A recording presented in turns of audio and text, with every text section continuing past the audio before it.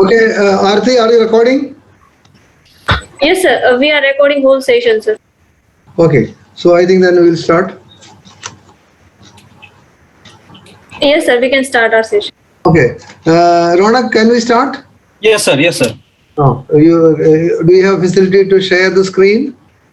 Yes, I have, but I have already shared to last time. 1 second. Okay. Can you share again, sir? Yeah. Otherwise, you can attach file in Zoom chat box as well, sir. I don't know how to do it. 1 minute. I think Aarti can help you. That should not be a problem. Okay. So try to see whether you can share the screen again, or something more is to be done. You talk to Aarti. I think she should help you. Yes, right. I do have. I have sent PPT last time. So can we share that again? Yes, sir. But I am unable to find that file. So can you please share your? I'll send it again. I'll send it again. Okay, sir. Yeah.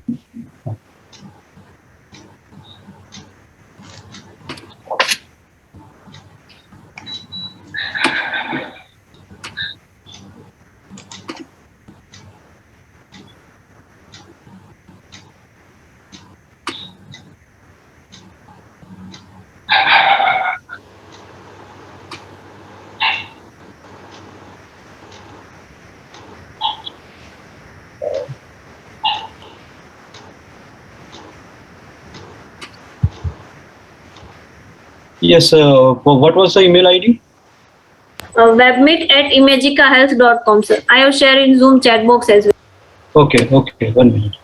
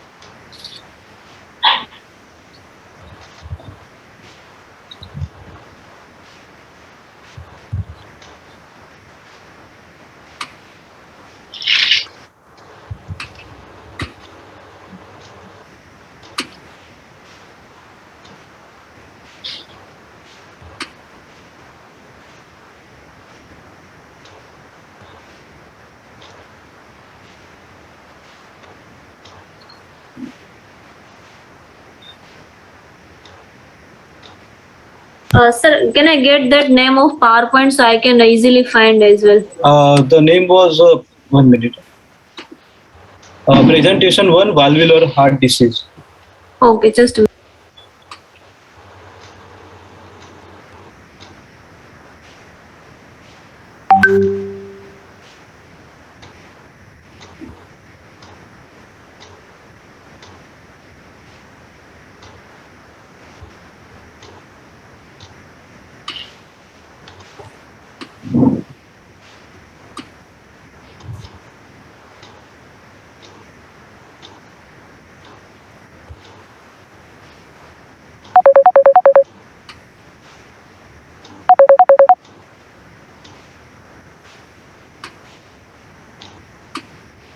Yes, sir, I got it. I am sharing, so just confirm this is same or not, sir.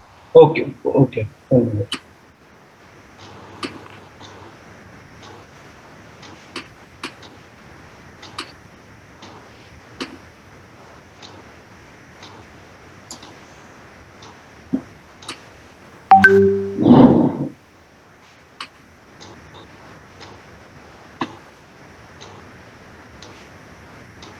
Yes, this is the one. Yes.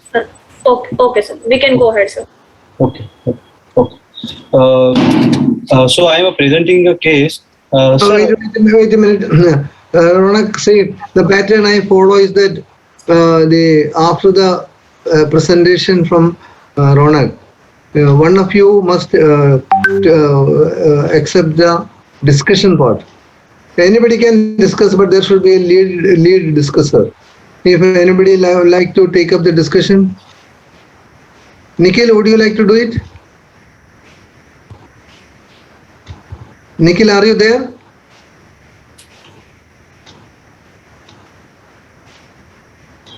Anybody, any volunteers?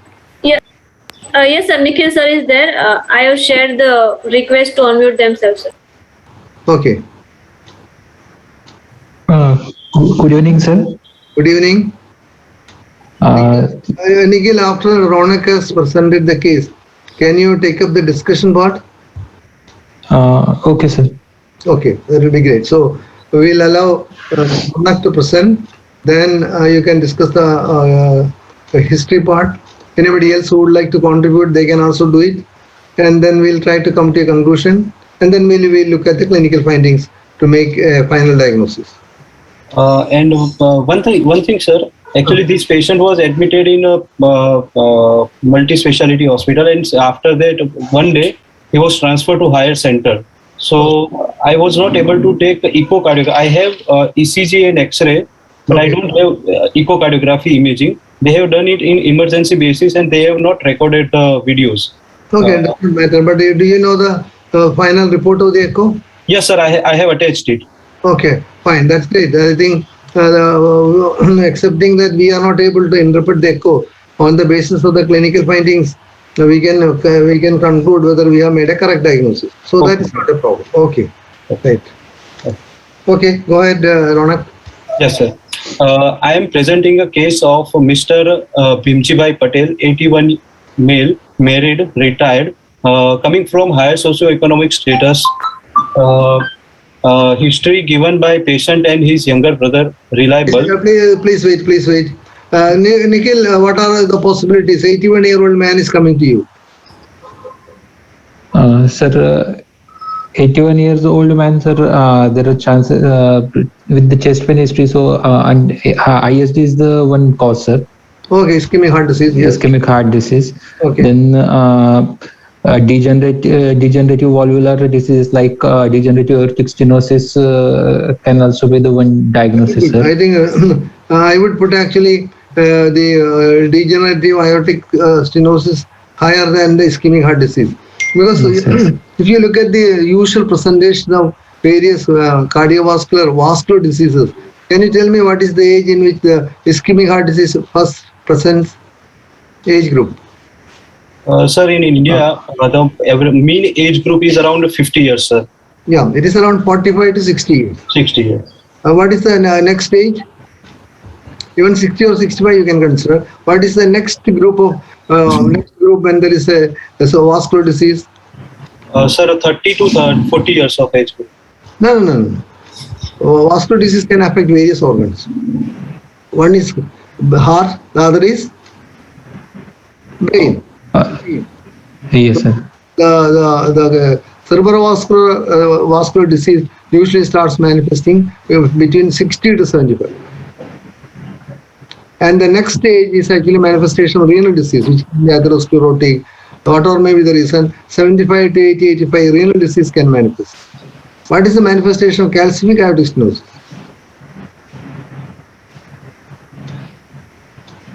Sir, Yes. calcific aortic stenosis patient can present with ischemic heart disease, coronary artery. Ischemic heart disease, calcification of the coronaries. No, I am asking a question. What is the age group in which calcific aortic stenosis patients can present to you? 70 years. Yeah, it is around 65 to 80 years. That is the age. So, if it is ischemic heart disease presenting at the age of 81, most likely you will expect that patient to have some problems in the earlier part of the life, and now he has come with a complication. So, if he is coming first time with a chest pain only just 2 years, I would like to give more importance to calcific aortic stenosis followed by ischemic heart disease, because anybody having chest pain, you must always, or a combination. Because at the age of 81, with the calcific degenerative aortic stenosis, the patient can have associated ischemic coronary atherosclerosis also. So I would prefer to think first as calcific aortic stenosis, and along with that maybe an associated coronary artery involvement also. What is the coronary artery involvement in aortic stenosis? Nikhil? Ronak? Sir, left main coronary artery disease or left anterior descending coronary artery. This can be known. I am asking you, how can they manifest? What are the lesions which can lead to coronary ischemia, or rather cardiac ischemia in a patient with aortic stenosis? Sir, exertional angina. No, it is symptom. I am asking you, what is the pathology? What is the lesion which can lead to symptoms in a patient with aortic stenosis? Sir, due to there is fixed cardiac, there is sir, there is increased left ventricular due to aortic stenosis. There is left ventricular hypertrophy is there. Along with that, increased left ventricular end diastolic pressure is there, sir. So coronary perfusion is during the diastolic phase. There is subendocardial ischemia that can cause. Okay, one is that the coronary perfusion pressure can come down because what is our usual coronary perfusion? What is the coronary perfusion pressure formula?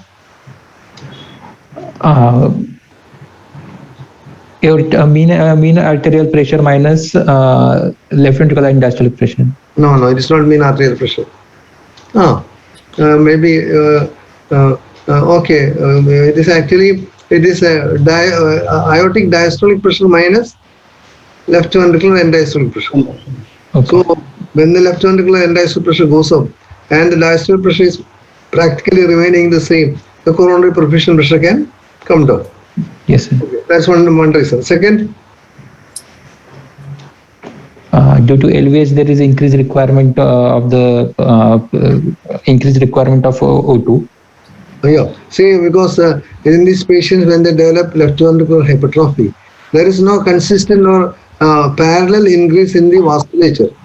So there can be something known as a relative ischemia that can quickly develop into a real ischemia, and the patient can have symptoms. So patients with aortic stenosis, when they have left ventricular hypertrophy, the increase in the vasculature does not pace with the left ventricular hypertrophy, resulting in relative ischemia, and the patient can become symptomatic. Okay, third point. Sir, during exertion, there is decrease in the diastolic duration. Along with that, there is peripheral vasodilatation. Blood supply to the cardiac muscle reduces. No, it is the same for any condition. Okay. Yes. Specific for any.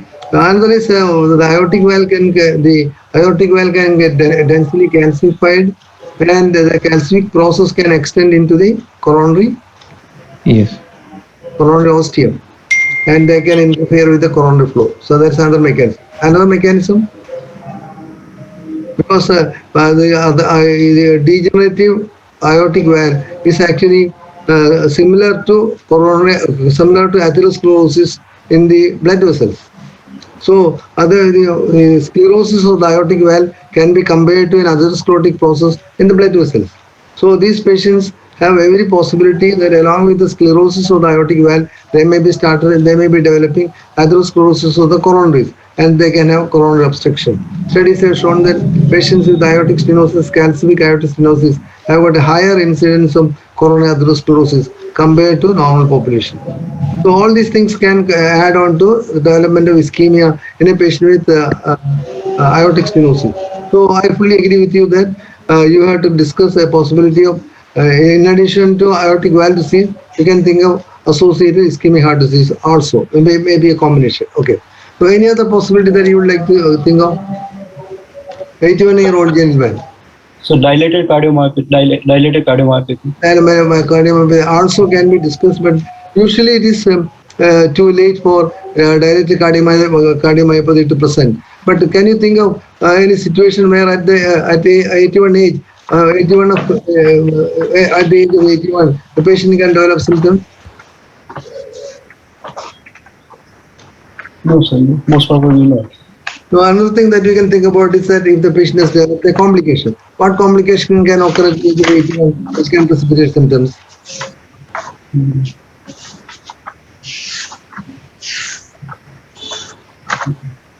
What is the commonest cardiovascular complication that can happen?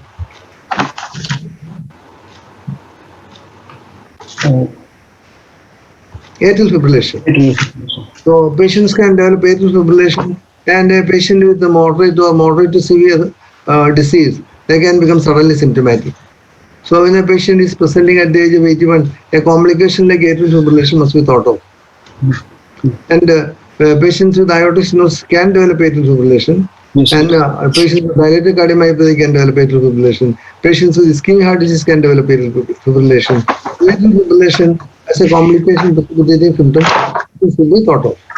Okay, Ronak, continue. Yes, sir. Came with Excuse me, sir. Oh, Good evening, sir. good evening. Gaurav here, sir. Yeah. Hello. Sir, can we... yes, sir. Good evening, sir. Sir, late onset HCM, can we say, or it's a very rare late onset HCM? HCM usually develops symptoms between the age of 40 and after the age of 60. Very unusual to develop symptoms. So I will not consider that as a strong possibility. HCM is low in the list because the HCM usually develops at what age does the hypertrophy takes place? sir, adult age means 10 to 30 years, sir. Eh? Bimodal, 10 to 30 years. Usually it develops in the sport growth spurt. It is a growth spurt age. There is a maximum hypertrophy that is taking place. It may progress further up to the age of 20 or 25. After that, it does not progress. And usually the patient's symptoms, complications, sudden cardiac death all occurs below the age of 40 years. And it is our studies have also shown that patients of hypertrophic cardiomyopathy who are above the age of 60, their life expectancy is better than people in the normal population. yes, sir. So at the age of 81, I will not immediately consider a possibility of hypertrophic cardiomyopathy. Sir, in a rare case, can we think of restrictive cardiomyopathy, sir? Yeah, restrictive cardiomyopathy can still be considered. Not common, but I agree with you that they can present at a later age, like amyloidosis, they can present at a later age. So restrictive cardiomyopathy is a possibility which can be considered. But that we will discuss when we come to the full history part. I was just thinking when the age is pronounced as 81-year-old gentleman, what are the things which should cross your mind, like aortic stenosis or a combination with ischemic heart disease and also ischemic heart disease. All this can be combined, out of which the first one should go to calcific aortic stenosis. Yes, yes. Okay, right. Yes, Ronak, continue. Oh. Came with chief complaint of chest pain for last 2 years, breathlessness for last 3 to 4 months. History of present illness. My patient was relatively asymptomatic 2 years back when started with chest pain, which was insidious in onset, diffuse, compressing in nature, and non-radiating. Initially, pain occurred while doing strenuous physical activity like walking for 1 kilometer or climbing 2 flights of stairs, which was relieved by taking rest. Pain gradually progressed on walking 200 meters and climbing 1 floor over a period of 1 year. At rest, he is free from pain, but more frequently occur on doing household activity or going for a walk. For it, he has to stop walking and need to take rest. Intensity of pain was not related to change in posture or depth of respiration. He consulted a physician for the same. He was prescribed medicine which he need to put underneath the tongue, which relieved his chest pain. Next. Okay. Next. Arthi, next slide. Yes, sir. No. Patient also developed breathlessness for last 3 to 4 months, which was sudden in onset. He noticed breathlessness while climbing 1 flight of stairs. He also noticed while doing household activity like walking from one room to another room. Sometimes breathlessness was associated with chest pain, which was same as occurred previously. Breathlessness relieved on taking rest and sometimes relieved by taking same medication. There was nocturnal episode of breathlessness around 2 hours after sleep, for which he need to rush to window gasping for air with breathlessness, which would get relieved 15 to 20 minutes after upright posture. For the last 3 days, patient couldn't assume lying down posture. He requires 2 pillows for rest. angina. Again, he consulted physician for breathlessness. He gave IV medication which increased his urination and gave some relief. Further, he was referred to cardiologist for further management. Okay. Any further? Next. Okay, we'll discuss at this level. Okay, where is Yes, sir. yeah. Basically, there is a history of the history started with the angina on exertion, sir. Okay. Since 2 years, and last 3 months there was dyspnea on exertion around grade 2 to 3, which recently. No, I think we are done. No, before you start discussing, you can ask for few clarifications in the story from the presenter. Would you like to ask any clarifications? Sir, is there any episode of giddiness or loss of consciousness? Syncope history was there, sir. Ronak, I have mentioned in next slide, sir. oh, so then you complete that. Say, let us hear the full story. Yes, sir. Yeah, next page. Aarti, next slide. Oh, Okay. There was a history of chest discomfort 5 years back, for which he was evaluated and underwent coronary angiography. As per the cardiologist advice, underwent coronary angioplasty. Further details regarding procedure is not available. After procedure, he is continue on blood thinner medication till date as per the cardiologist advice. There is no history of palpitation or increased precordial activity. No history of limb weakness, altered sensorium, slurring of speech, diminution of vision. No history of edema, feet, abdominal distension, nausea, vomiting. No history of oliguria, nocturia. No history of fever or joint pain. Since hospitalization, patient further evaluated and started on IV medication that increases urination.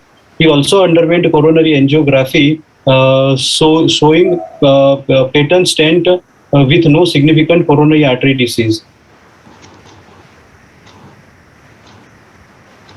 okay. Anything else? Next slide.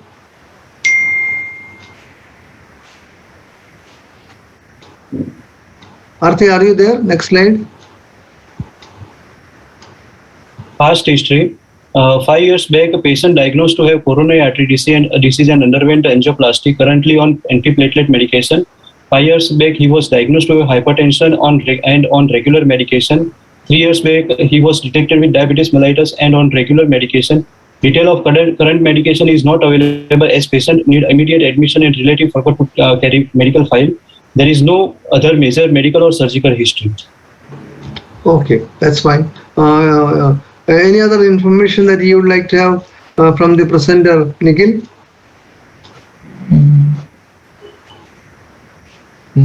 No, sir. Okay, so now coming to discussion part. Okay, sir, actually is already known case of CAD. Yeah, so he has got there is very clear that he has got a coronary disease and Yes, he has got angioplasty and all those things. And yes, sir. even though he's okay, so he's a coronary disease is definite. Okay, right. What else? Coronary artery disease, and his complaint started with angina on exertion, which progressed after since last 3 months. He is having dyspnea on exertion around grade 2 to 3, and recently he also having PND and orthopnea, sir. He's having PND, so his heart failure actually significantly progressed. Yes, sir. So this indicates the patient is having left. There is coronary angiograms. What, There was sir? no obstructive lesions in the coronary angiogram. Yes, The second sir. coronary angiogram recently done did not show any obstructive lesions. Okay. Yes, sir. This is related to left-sided chambers involved, sir. Okay. Because there is history of orthopnea and PND. PND. So it's a left-sided disease. Very good. Left-sided disease. There is no history of palpitation or anything. So maybe pressure overload system. Pressure overload, we can say. No, unlikely to be volume overload condition, no stable condition, or unlikely to have an arrhythmia like atrial fibrillation. Yes, sometimes in a patient with some degree of heart lesion, when the atrial fibrillation gets precipitated, that can give rise to sudden deterioration of the cardiac symptoms, and patient can have symptoms like paroxysmal nocturnal dyspnea, severe breathlessness, edema of the dependent parts. All these things can come up when the patient has developed atrial fibrillation. So here, Yes, sir. there is no clue for us to diagnose atrial fibrillation. Okay. Yes. One possibility we could say that if angiogram would have not done, sir, then we can say we could have say repeat angiogram would have not done. Then we could have said that he might have another episode of another any obstructive lesion that has caused LV dysfunction, and he again becomes symptomatic, sir. Okay. But as there is angiogram done, and the patient might have had a, you could have discussed that point if the information about the angiogram was not provided. That the patient Yes, sir. might have had a obstructive coronary artery disease and that has resulted in LV dysfunction. yes, sir. How does the coronary artery disease can lead to LV dysfunction? What, sir? How does coronary artery disease lead to LV dysfunction?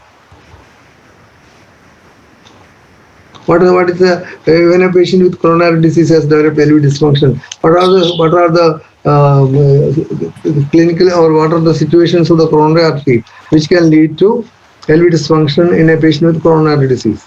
Sir, one possibility is large area of myocardium is under risk like ischemic precipitation. Another is acute myocardial another is mitral regurgitation severe, that has precipitated, and patient with ischemic heart disease along with patient has precipitated with atrial fibrillation, sir. Okay, there are 4 situations. There are 3. One more. Aortic stenosis. No, we are saying about coronary disease. In a patient with coronary artery disease, how can patient develop symptoms? One is the ischemia leading to infarction and damage to myocardium that can give rise to symptoms because of the process of ventricular remodeling. What is the process of ventricular remodeling, Nikhil? What do you mean by ventricular remodeling?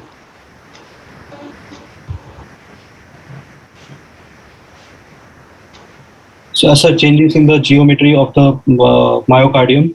Yes. From Progressive change in the geometry of the myocardium, mostly because of the dilatation. dilatation. What are the ventricular remodeling changes in the myocardium? Is it dilatation only or there is something else? Sir, it could be Hypertrophy. Yes, where is the hypertrophy? Surrounding areas. Surrounding area means? Means near the infarction to compensate. No, not near the infarction. Can somebody else say that? Whether anybody else from the students, anybody who would like to answer? Saroj, would you like to try? Yes, sir. So the part which is geopatized, it will be less moving, whereas the other part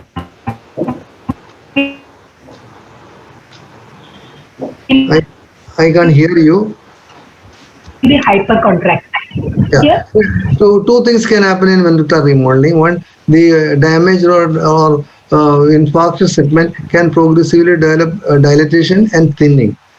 Second is the non-infarction segment can develop a compensatory hypertrophy. So these are the 2 changes which can occur in ventricular remodeling. What is happening in ventricular remodeling? What is the purpose of ventricular remodeling? Is it a nature's protection? What are the hemodynamic abnormalities of ventricular remodeling? Sir, ventricular remodeling can develop diastolic dysfunction. No, wrong. Ventricular remodeling actually helps to reduce the ventricular filling pressures. Okay. So you cannot use the word. It can give rise to systolic dysfunction, not diastolic dysfunction. Actually, the ventricular remodeling is a compensatory process in which by progressive ventricular dilatation, the ventricular filling pressures come down, the patient becomes less symptomatic. 2, the compensatory hypertrophy helps to improve the cardiac contraction, cardiac function. 3, even with when there is an increase in the left ventricular end diastolic volume, even with a reduced ejection fraction, the patient will be able to maintain cardiac output at rest. They may not be able to increase the cardiac output on exertion, but at rest they can easily maintain a good cardiac output. For example, let us say normally the ventricular end diastolic volume, let us say is 120 millimeters. ml, 120 ml, and the ejection fraction is 70. So what will be the stroke volume? Or maybe let us put it as 60 for, or make it 50 for convenience. The ejection fraction is 50 and ventricular end diastolic volume is 120. So what will be the stroke volume? 60 ml. 60. So stroke volume is 60. Or if you want to make it 60%, it will be 72.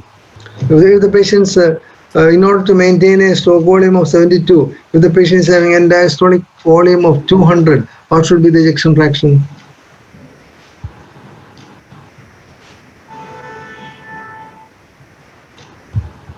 In order to maintain a stroke volume of 60 ml, what should be the ejection fraction in a patient whose end diastolic volume is elevated 200, or let us say 250? If it is 200, 30%. 30%. When it's 30%, there will be 60 ml of stroke volume. So even with a reduced cardiac performance, the patient will be able to maintain the resting cardiac output. So it's actually two compensatory mechanisms. There are two the hemodynamic effects, which is initially beneficial. One, it reduces the left ventricular filling pressure, so the breathlessness comes down. Two, it maintains the stroke volume in order so that, or rather, it at rest it can maintain the stroke volume so that at rest cardiac output is maintained at the expense of increased volume and in a reduction in ejection fraction. So then, what is the problem of LV ventricular remodeling? When the ventricular remodeling progresses, what happens? The contraction is not synchronous, sir. Yeah, that can no. Oh, okay, contraction is non-synchronous is not in when there is an infarction, but it's more important in patients with ischemic cardiomyopathy or dilated cardiomyopathy, where there is a very often they can have associated left middle branch block and dysynchronic contraction of the left ventricle. But here, as the ventricular remodeling progresses, as more and more LV compliance increases the demand of what, sir? LV compliance is reduced, sir. LV compliance need not be reduced because of the ventricular remodeling. Two things that can happen when the ventricular remodeling progresses is that it can result in severe systolic dysfunction. The LV ejection fraction also can fall. Patient can develop severe systolic dysfunction and progressively develops heart failure and reduced cardiac output. Second thing that can happen is Scarring. Scarring, sir. Scarring. The stretch of the myocardium makes it very less effective for contraction, and also these patients can develop progressively going for arrhythmia also. So ventricular remodeling initially started as a compensatory mechanism that progressively deteriorates cardiac function. Okay, so the myocardial infarction, ventricular remodeling can result in heart failure. Two, Secondary MR, sir, they told me. secondary MR. What is the mechanism of secondary MR? What are the mechanisms which will result in secondary MR? Annular dilatation is the annular dilatation. Annular dilatation. Annular dilatation, sir. Why should there be annular dilatation to start with?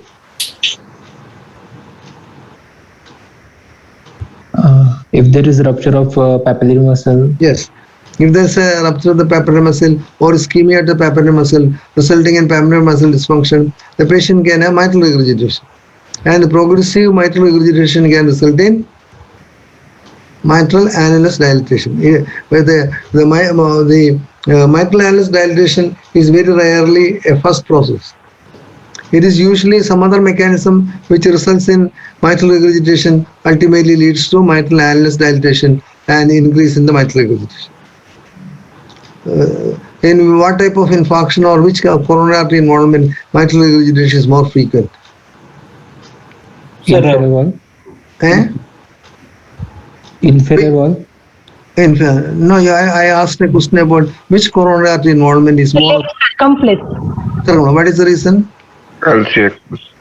Because the posterior papillary muscle has got a single blood supply. Oh. And that is coming from the? The circumflex artery. Okay, very good. So now the posterior papillary muscle gets a single blood supply which comes from the circumflex artery, and when the circumflex artery is obstructed or is affected in myocardial infarction, then mitral regurgitation is more frequent. Second mechanism is mitral regurgitation. Third mechanism,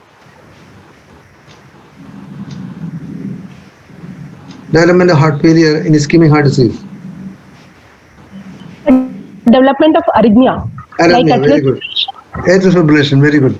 Development of arrhythmia, atrial fibrillation, and also ventricular arrhythmia.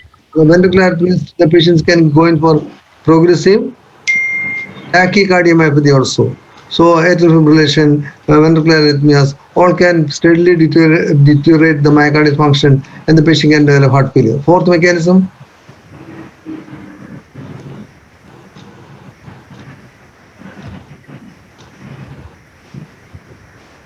Anybody? Nikhil?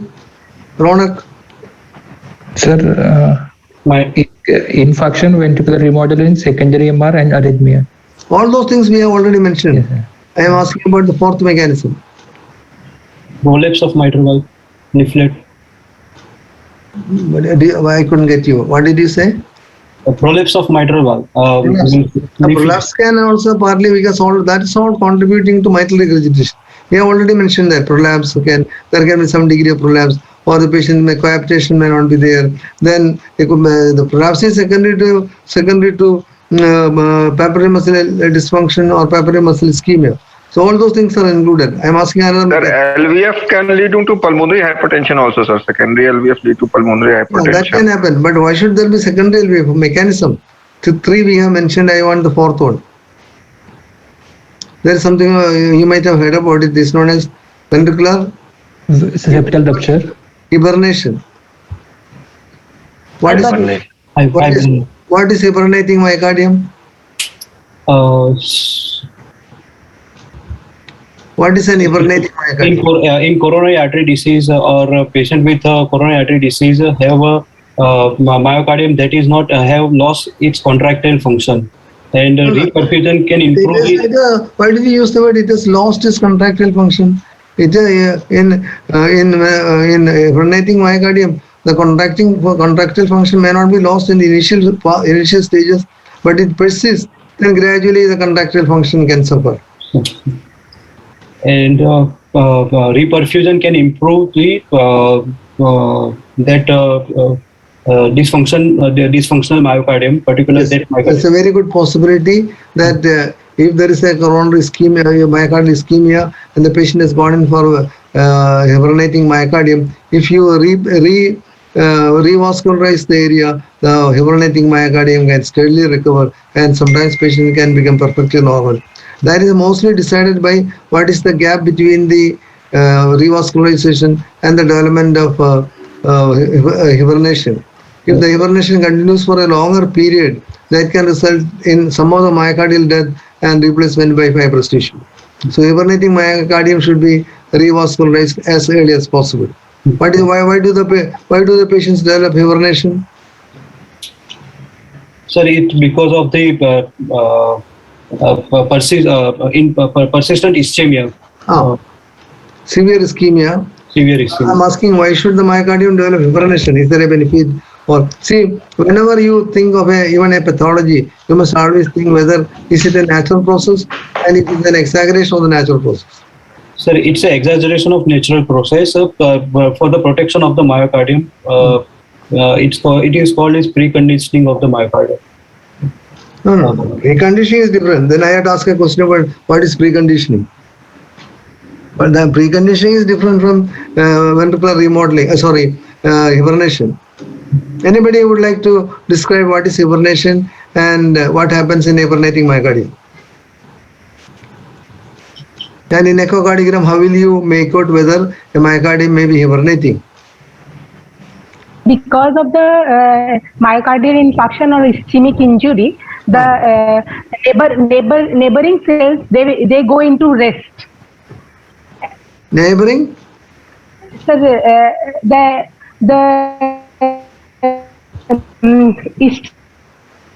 ischemic penumbra is there, fully jeopardized. They will go in rest. They will decrease their activity.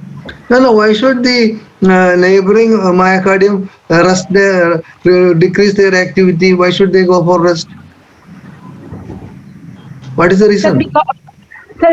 because their perfusion is also hampered. Or need not be. Why should their perfusion be hampered unless there is evidence of ischemia? If there is a disease of that neighboring vessel, then it can be.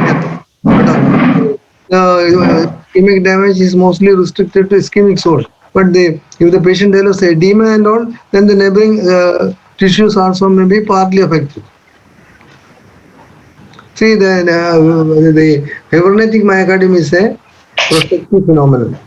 That is because when the coronary arteries are tightly narrowed, maybe 90%, 95%, mostly 95%, energy requirement of the energy requirement of the myocardium cannot be met by the coronary blood flow. So if in such a state, if the myocardium contracts powerfully, that can result in ischemic damage. So in order to protect the potentially ischemic myocardium, the myocardium goes into a state of hibernation. Obviously means it does not function, it is still alive, and you can detect electrocardiogram can remain normal, but there is no contraction at all. So when you do an echocardiogram, you can roughly get an idea about the hibernating myocardium by looking at the thickness of the myocardium, if the thickness is well maintained, and that myocardium is dysfunctional. Myocardium is not contracting at all, then you can start suspecting that the patient is having hibernating myocardium. So hibernating myocardium, depending upon the area involved, can also result in LV dysfunction and heart failure. So in coronary disease, heart failure can be due to one of the four mechanisms. One, myocardial infarction leading to damage to the myocardium, and progressive ventricular dilatation as a result of ventricular remodeling. 2, development of atrial fibrillation. 3, development of mitral regurgitation. 4, hibernating myocardium. All these are the mechanisms by which in a patient with coronary disease, the patient can go in for LV dysfunction, heart failure, and symptoms related to heart failure. Okay, so this patient is having paroxysmal nocturnal dyspnea. He has developed severe dysfunction and all. Okay, right. Just go ahead. Any other conclusions can we draw from the story? Do you think that this can be a mitral stenosis? Because whenever the patient is having paroxysmal nocturnal dyspnea, always you must think whether it could be a mitral stenosis. I agree with you that this patient has got his age is 81, very unlikely. But what is your opinion, Nikhil? Sir, but the history for the dyspnea is very short, sir. Okay. It is only 3 to 6 months. Mitral stenosis takes more time. Not only that, he had undergone an angioplasty, and nobody has told him that he has got a valve disease at that time. Yes.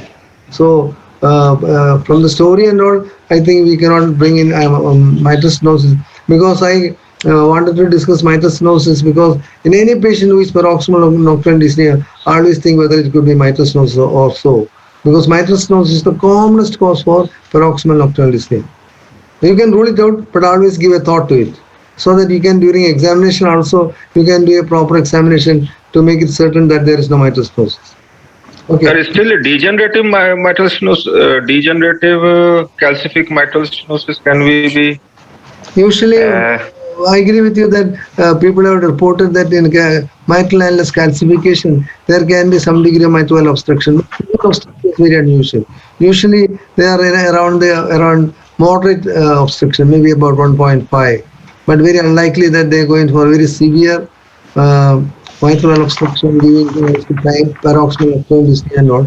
But you can think that patients with coronary artery disease have got a higher incidence of mitral annulus calcification, and hence you can think that whether it could be, there could be some degree of mitral valve obstruction on top of the and the age is also there, 81 years, so that can also degenerative mitral valve disease can be. mitral annulus calcification leading to some obstructive mitral disease, having some degree of mitral stenosis. Yes, I think that possibility also cannot be excluded.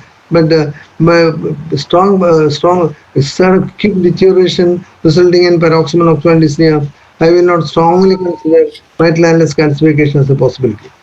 Okay, right. Yeah. Any other condition you would like to do? Do you think that this could be ischemic cardiomyopathy? Yes, sir, it could be. But Sir, normal. but now angio done, sir, that is suggestive of patent stent. So Ischemic cardiomyopathy I would consider based on the angiographic report very unlikely, because patients with ischemic dilated cardiomyopathy very often will have multi-vessel disease, three-vessel disease. They will have plenty of hibernating myocardium, and that is how they go in for heart failure.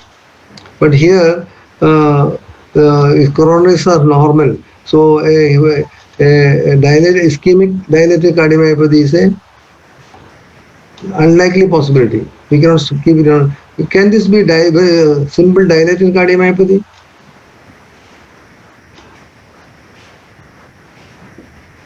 sir, for dilated cardiomyopathy, most common cause is the idiopathic, sir. They are genetic type. So presentation is little late, sir. Yeah, the presentation is quite late, because the commonest cause of dilated cardiomyopathy is genetic, and usually what is the age of presentation? Roughly. Around 25 to 30 years. Usually you're in the fourth or fifth decade. That is the usual age in which patients with dilated cardiomyopathy present. So here I think he's already in the 9th decade, so unlikely. Yes. So The what? sarcoidosis can be, but Sarcoidosis presenting with heart failure is not very common, but sarcoidosis Is present with conduction normalities, sir. arrhythmias are more frequent.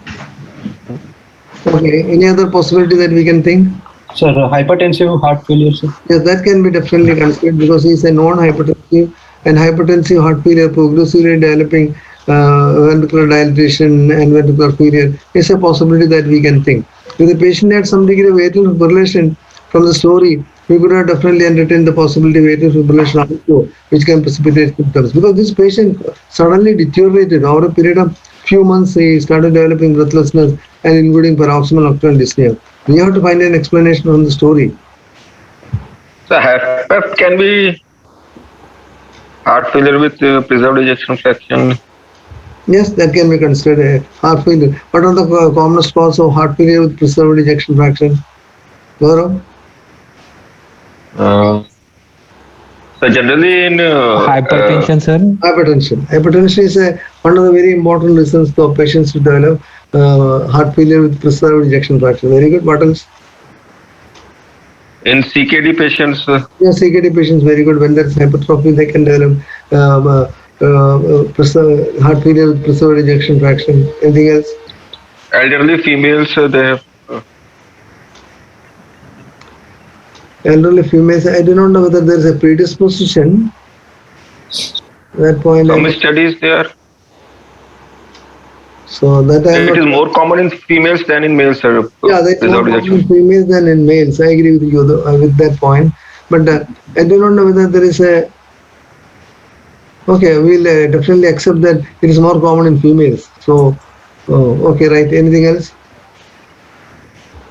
Okay, so we are discussing the possibility of amyloidosis. Can this be amyloidosis? I think That's restrictive. I think amyloidosis should be kept in mind, because he had acute deterioration, restrictive cardiomyopathy, patient and present with heart failure, and so I think we will consider a possibility of amyloidosis also. So in the order of preference, so what is the? Do you think there is calcific aortic stenosis? Nikhil? Yes, sir. First possibility we can keep calcific aortic stenosis, sir. But There is history of patient has undergone 2 times coronary angiogram, and there is no mention of the calcific aortic stenosis. So I will keep slightly low in the list, because otherwise an information might have been given to the patient that he has got a narrowed valve. So according to me, even though at the age of 81 somebody presenting with symptoms of effort angina, I would like to rule out severe aortic stenosis. There is no clue at all in the story from the communication the patient had with the doctors. So I think I will keep a slightly lower in the list. So the possibilities, I would like definitely the patient has got coronary disease. That's one point definitely. What are the other possibilities?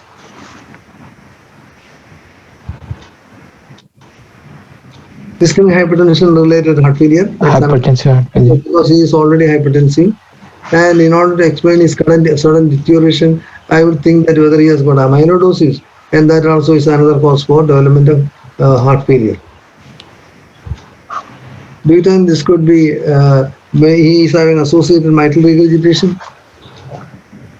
There's a good possibility that he Yes, sir. mitral regurgitation, but unlikely to be very severe because he does not have any symptoms of volume overload. He's not complaining of palpitation, nothing. So a possibility of a significant mitral regurgitation I would consider low in the list. Any other point that we have to discuss from the story? No, sir. So mitral stenosis we thought, but unlikely. Yes. As somebody as Gaurav was suggesting, hypertrophic cardiomyopathy. Do you think that this could be hypertrophic cardiomyopathy? The late presentation is very.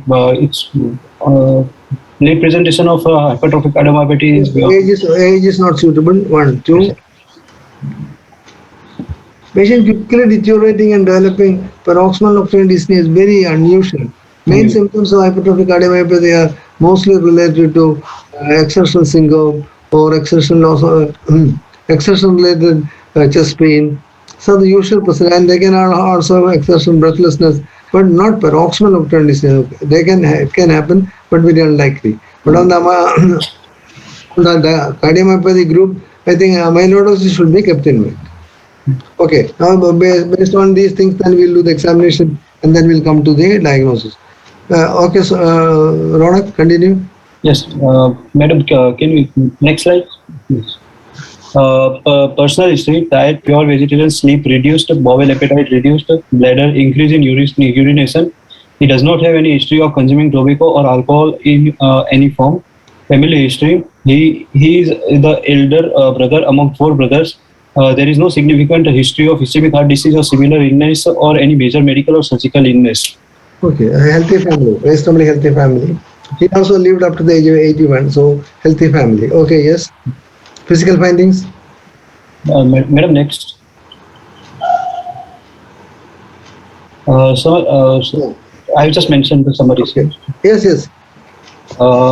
80 years old male, known case of coronary artery disease, hypertension, diabetic mellitus, presented with angina, Canadian classification of classification class 2 and 2 class 4, and dyspnea. Canadian Cardiological Society classification. From class 2 to class 5, and class 2 to class 4. Actually, I mistaken. And dyspnea from NYHA class 2 to class 4 with history of PND and orthopnea and required hospitalization. Very good, excellent. Differential diagnosis would be acute coronary syndrome, dilated cardiomyopathy, hypertension. Why did you diagnose acute coronary syndrome? You can think of coronary disease, but why did you think of acute coronary syndrome now? Because he has come with the features of heart failure. Yes. No acute chest pain also, sir. So ACS is highly unlikely. At the moment he did not have, but he is disabled because of the severe symptom related to heart failure. So you can think of the coronary disease. Heart failure. Yes, but it could be, but with angiographic report and the presentation, it is less likely, sir. Yes. We also got an angiographic support, which also did not show any evidence to diagnose acute coronary syndrome. So I think you can put as coronary disease and its complication, but need not put as acute coronary syndrome. Okay, right? Yes. Dilated cardiomyopathy, hypertensive heart failure, valvular heart disease. Yes. Why did you bring in valvular heart disease? Sir, presentation age is the more presentation with symptoms like dyspnea and chest pain. So it could be degenerative valvular heart disease, sir. You mean aortic stenosis? Aortic stenosis, sir. There is a possibility, but since in the history he has undergone 2 angiograms, and none of the doctors told him that he has got a valvular heart disease and the calcific valve is stenotic. I would, if I am to believe the information given, I would consider that severe valvular aortic stenosis causing his symptoms is unlikely, because he would have been advised that you require valve replacement. Whatever it is nowadays, even at the age of 81, we can do percutaneous valve replacement. Plus, I have thoroughly taken the history, sir. But this part I kept for the last part of the discussion, sir. Actually, it will. If I relive right now, then it will be very. The case will be not like that. oh, I see. So that's why the discussion is in the later part, sir. It's actually okay. So, so because of some information available to you, you think that valvular heart disease also should be part of the differential diagnosis? Yes, sir. Okay, right. Okay. And do you think that this could be amyloidosis? Amyloidosis also can sometimes present at a late age, so you can also include restrictive cardiomyopathy as a differential diagnosis. Yes, sir. Okay. So better to write degenerative valvular heart disease, sir. Yeah. Degenerative valvular heart disease. Yes. Now you can be more specific. Degenerative aortic valve disease. Yes, because left side we have already diagnosed it, mostly left sided one. Yes. Not only that, he has got effort angina symptom which has to be explained. So mitral disease, effort angina is not a symptom. So effort angina is symptom of aortic valve stenosis. So I think that should be kept in mind. Okay, right. Yes. So now coming to physical findings, Ronak. Yes, sir. Madam, next. General examination. Patient is conscious, cooperative, well oriented to time, place, and person. Moderate build, well nourished. Height is 168 centimeter. Weight is 72, and BMI is 25.5 kg per meter square. Temperature normal by palpitation. Pulse is 84 beats per minute regular. Decrease in force, volume, and tension. Bilateral symmetrical pulse without radioradial and radiofemoral delay, with normal condition of the arterial wall. Pulsus parvus at character of the pulse is pulsus parvus at tardas present. Carotid thrill is present. No signs of rapid distal runoff. Blood pressure is 124. Wait. Pulsus parvus at tardas. Out of these two, one is the slow rising low volume pulse. Which is more important? Yes, sir. Which is more important? Is it the slow rising more important or low volume is more important? So slow rising is more. Slow rising. Slow rising. It's suggestive of severe valvular aortic stenosis. Yes, the slow rising pulse is a feature of severe valvular aortic stenosis. But the low volume pulse can occur in many conditions. Heart, even severe systolic dysfunction can have. Yes, systolic dysfunction, hypovolemia can all can give rise to low volume pulse. So low volume pulse has got no specific diagnostic information, while if it is so slow rising, then it is very highly suggestive of aortic stenosis. Okay, right, yes. What is the pulse like in hypertrophic cardiomyopathy? So it could be pulsus experience. Bifid pulse, or rather even it could be just something like a jerky pulse. Why it is different from aortic stenosis?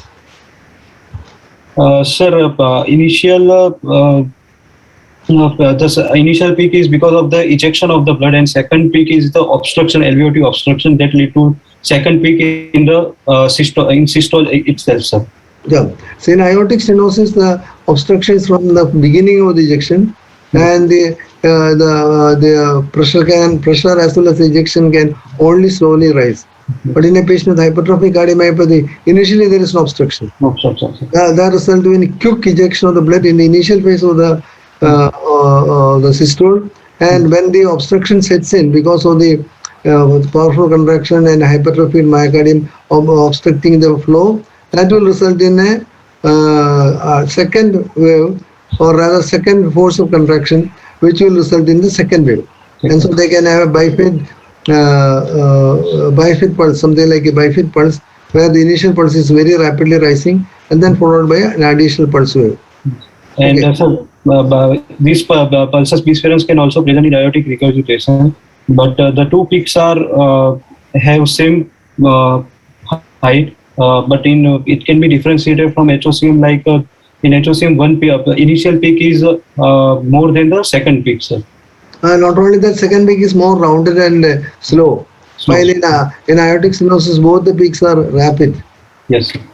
And I always tell my students that whenever you think on your pulse examination that by palpating the carotid pulse, you think that it is aortic regurgitation. And when you auscultate, you think it is aortic stenosis, the diagnosed hypertrophic cardiomyopathy. Okay. So you must always think that way. Whenever a high volume pulse and a basal systolic murmur, long systolic murmur, always think that whether this could be hypertrophic cardiomyopathy, and you may even do auscultation after varying the posture of the patient, sitting and standing, so that you can come to a correct diagnosis. Okay, right here, pulses, parvus, and tardus, and all. Okay, right. Go ahead. Yes. So blood pressure is 124 by 80 millimeter of Hg in right brachial artery and 130 by 80 millimeter of Hg in left brachial artery. 134 by 80 millimeter of in both the popliteal arteries. So, but here your blood pressure does not go parallel with your low volume pulse. What is Yes, that? sir. Patient is presented with initial presentation was hypertension, and with the help of diuretics, I could make it this blood pressure, sir. No, he has got a pulse pressure of 44, which is perfectly normal in a normal volume pulse. Here you are saying that this patient is having a low volume pulse. So how will you explain this 124 by 80 millimeters of mercury blood pressure? He's 81 years old. So what can be the vascular changes in him? Sir, atherosclerosis. Elasticity will be lost. Sclerotic changes. The vasculature can develop sclerosis. Yes. When there is arteriosclerosis, the secondary to atherosclerosis or whatever may be the reason, which can happen in patients with aortic valve disease, because aortic valve pathology is something like sclerotic process that can affect the blood vessels also. So in atherosclerosis, what is the blood pressure like? Is it low pulse pressure or high pulse pressure? So elasticity is reduced, it could be low pulse pressure, sir. When elasticity is reduced, it will be low pulse pressure. What is your explanation? When the elasticity is reduced, what will happen to the blood pressure?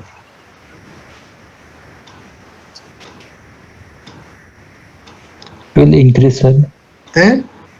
It will High pulse increase. pressure, sir. High pulse Increase. pressure. Diastole will decrease. It will be high pulse pressure.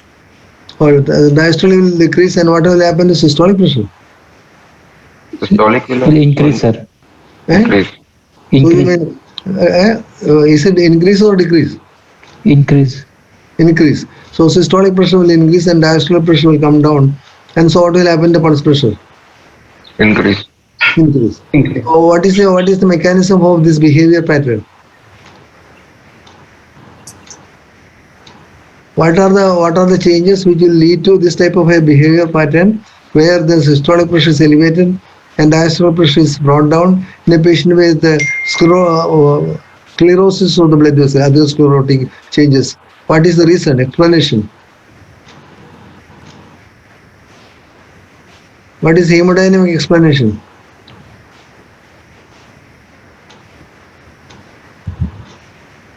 Saroj, would you like to attempt?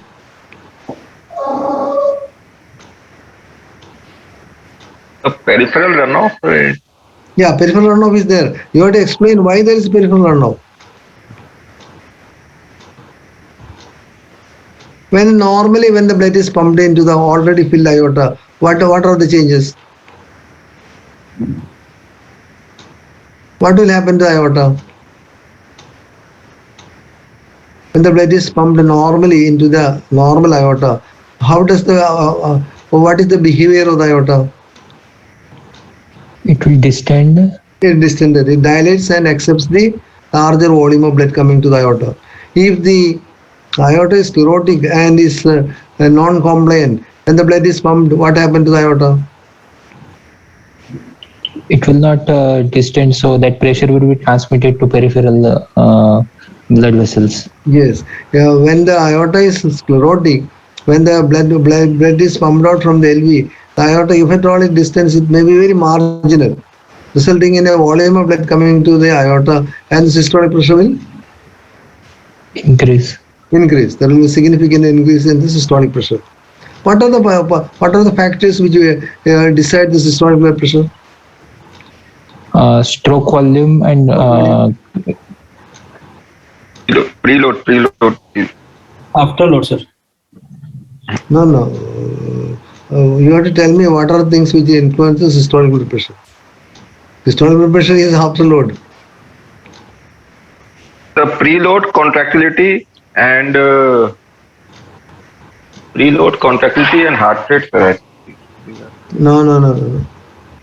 Heart rate can influence. For example, if the heart rate is very high, that can decrease the systolic blood pressure. That is because of the decrease in stroke volume. For example, a patient with SVT, when he develops a rate of 200 or 210, you can find that his blood pressure may fall, systolic blood pressure may be 70 or 80. He may be perfectly fine, but his systolic blood pressure can fall because of the stroke volume is coming down. So stroke volume can contribute to systolic blood pressure. I want to know what are the other contributing factors of systolic blood pressure.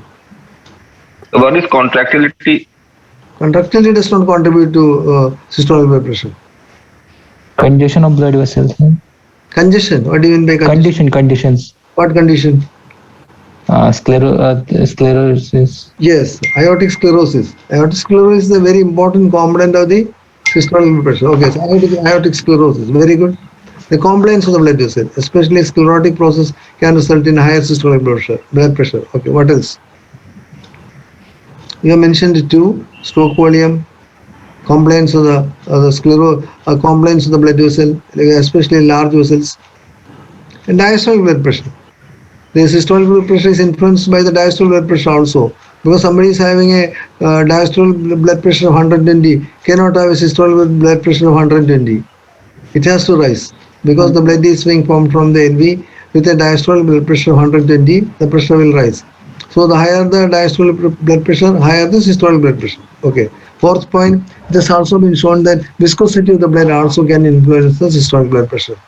When highly viscous blood is pumped into the aorta, that can elevate the blood pressure more than a less viscous blood is pumped into the aorta.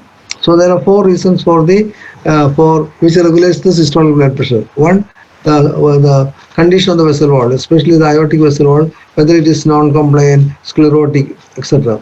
Two, stroke volume.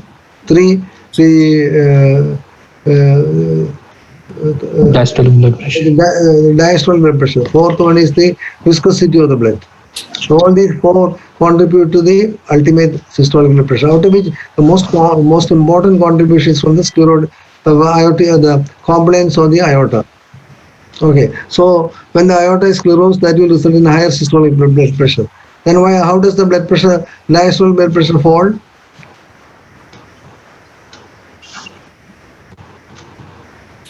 What is the mechanism? Saurabh, are you there? Yes, sir. What is the mechanism? This baroreceptor. No, nothing to do with baroreceptors. So when the blood is pumped into the aorta, if the aorta cannot dilate properly and cannot accept the volume of blood coming into the aorta, what should happen to the blood? It cannot remain in the aorta because the aorta is accepting the blood. So what should happen? The blood has to move forwards. The blood has to move forwards. So if the blood has to move forwards, then what should happen to the periphery? Dilatation, peripheral vessels. Peripheral dilatation. So in a atherosclerotic aorta, the peripheries all dilate very much to accept the extra volume of blood coming from the left ventricle. This is a compensatory mechanism that will result in lower diastolic blood pressure. So it's called one phenomenon, sir. It's dilate the upper limb arterial dilatation. That's a phenomenon. So don't recollect that name. Usually it dilates the upper limb arteries. Lower limb arteries also can behave that way, but upper limb arteries was dilatation is little more striking. That's all.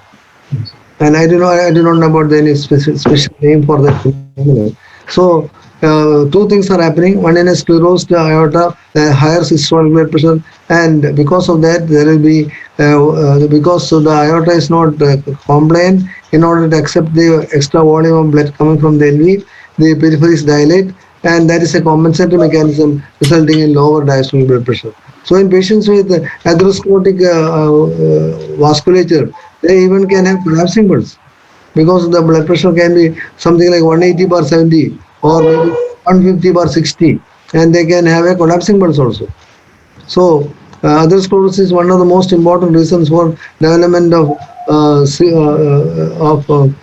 high pulse pressure in a mostly in an elderly gentleman. So he's 81. So his vessels must be having some degree of vascular sclerosis, and that also might have contributed to some slight increase in the systolic blood pressure and a slight decrease in the diastolic blood pressure. In a patient with aortic stenosis, severe aortic stenosis, we very often have, look at a systolic blood pressure of around 110 and a diastolic blood pressure maybe 85/90. Here it is 124/80, and if you want to give an explanation, then you can always say that it may be because its vasculature is sclerotic, and that has resulted in a slight degree of rise in systolic blood pressure and slight reduction in the diastolic blood pressure. So that can be explained. Okay, go ahead. Sir, JVP is a pulsatile prominent A wave, meaning JVP is elevated 4 centimeter above the sternal angle at 45-degree head up position with normal respiration variation. Respiration is 22. How did you make out that it's a prominent A wave?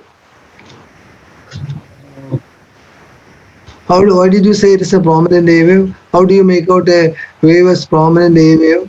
How will you recognize a prominent A wave in JVP? Sorry, it is not coming with the carotid pulse. So when there is a ejection, when there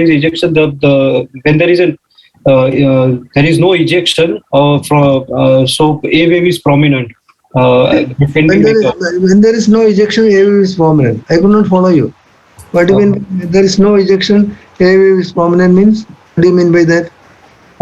Usually, sir, V wave come with the carotid pulse. So with the ejection of the blood, V wave has to be prominent. But with the ejection of the blood, the A wave was not seen, but after that we can make out the A wave, sir. Ronak, I am asking a question. By clinical examination, how will you differentiate A wave and V wave? Sir, V wave usually V wave always come with the carotid upstroke, sir. Carotid pulse, sir. No, V wave actually is not with the carotid upstroke. The wave just before the carotid is the A wave, sir.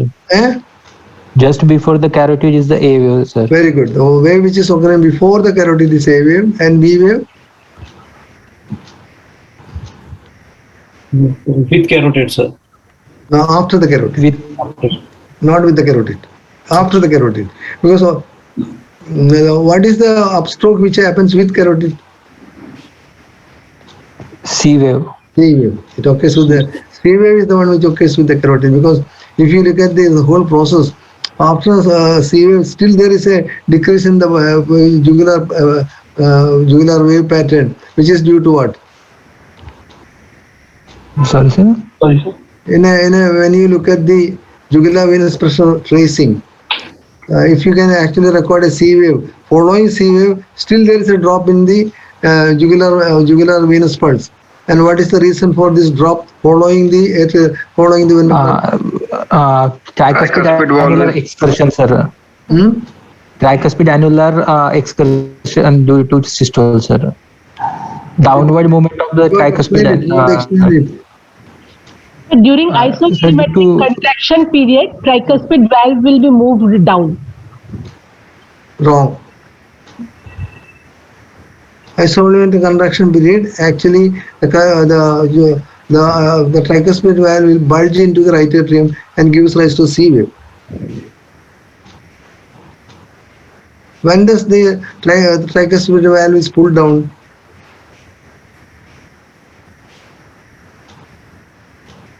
As the ejection starts and the ventricle becomes smaller, actually the tricuspid valve is pulled down. And that will give rise to what wave? X-dash. X-dash wave. And following that is the V wave. At the end of the X-dash wave, as more and more blood is being received into the right atrium, that will give rise to a rise in the pressure in the right atrium, that will give rise to V wave. And when does the V wave end? The top of the V wave ends at what level? Opening of the tricuspid valve, S2. Yeah, opening of the tricuspid valve. So when does the opening of the tricuspid valve take place to occur? At the end of beginning of the diastole, isovolumetric relaxation period. You need little more correction. The rapid filling, early rapid filling. Just before that, actually it occurs at the end of the isovolumetric relaxation phase. Relaxation. When the isometric relaxation starts on the right side, first the pulmonary valve is closed, and then as the pressure drops below the right atrial pressure, and RV the right falls below the right atrial pressure, there will be the opening of the tricuspid valve, and the blood flows from the right atrium to the right ventricle. So the peak of the V wave corresponds to the isovolumetric contraction phase, which is after the carotid pulse. So A wave occurs before the carotid pulse and V wave occurs after the carotid pulse. But is there any condition where the sometimes it may actually even merge with the or may occur simultaneously with the carotid pulse? Sir, CHB. Complete heart blocks. No, complete heart block you get irregular cannon waves and all. So Tricuspid regurgitation, sir. Yeah, very good. In tricuspid regurgitation, when there is a tricuspid regurgitation, as soon as the C wave occurs, there is a regurgitation of blood into the right atrium that will result in rise in the right atrial pressure. Which is something like a CV wave that may correspond with the carotid pulse. But normal V wave occurs after the carotid pulse. And second point is that the A wave is a sharp rise and a sharp fall, while B wave is a slow rise and a sharp fall. Sharp fall will not be there in what all conditions? Tricuspid stenosis. Tricuspid stenosis, tricuspid atresia, and when there is a reduced compliance of the right ventricle. Okay, right. So, what is the the A waves can be recognized by the timing, which is pre-systolic, and two, it can also be recognized by the pattern of the A wave, which is rapid rise and rapid fall. Okay, so prominent A wave. What is the explanation, Ronak? Sir, because of the patient might have hypertrophy of the septum, interventricular septum, and so at the time of contraction, the interventricular septum bulges into the right ventricular into the right ventricle. So that is because. I want to ask you another question. A wave occurs during ventricular systole or during ventricular diastole? Diastole, sir. Diastole. Then why did you say the ventricle contracts? Ronak? Sorry, sir. See, the A wave occurs during diastole. So your explanation that when in the ventricle contracts, the myocardium bulges and all cannot be accepted for the mechanism of production of the prominent A wave. But you are right. But I want you to slightly modify the statement so that you are making the correct statement. Okay. You are right. You are in the correct track. When there is interventricular septal hypertrophy, what happens? The diastolic dysfunction. Yes. And that's the reverse Burnham effect. Burnham effect. Yes, there can be Burnham effect in which the hypertrophied interventricular septum partly bulges into the right ventricle also. And that encroaches on the cavity of the right ventricle, and hence there can be sometimes a prominent A wave in the neck. Okay, right? Yes. So prominent A wave can be explained by the hypertrophied intraventricular septum bulging onto it is actually originally described in aortic stenosis only, burning effect, which is due to hypertrophied intraventricular septum encroaching onto the cavity of the right ventricle, resulting in a prominent A wave. Okay, right, go ahead. Can you tell me a few conditions which there can be prominent A wave, 3 or 4 conditions? Sir, pulmonary arterial hypertension. Sir. Okay, pulmonary hypertension.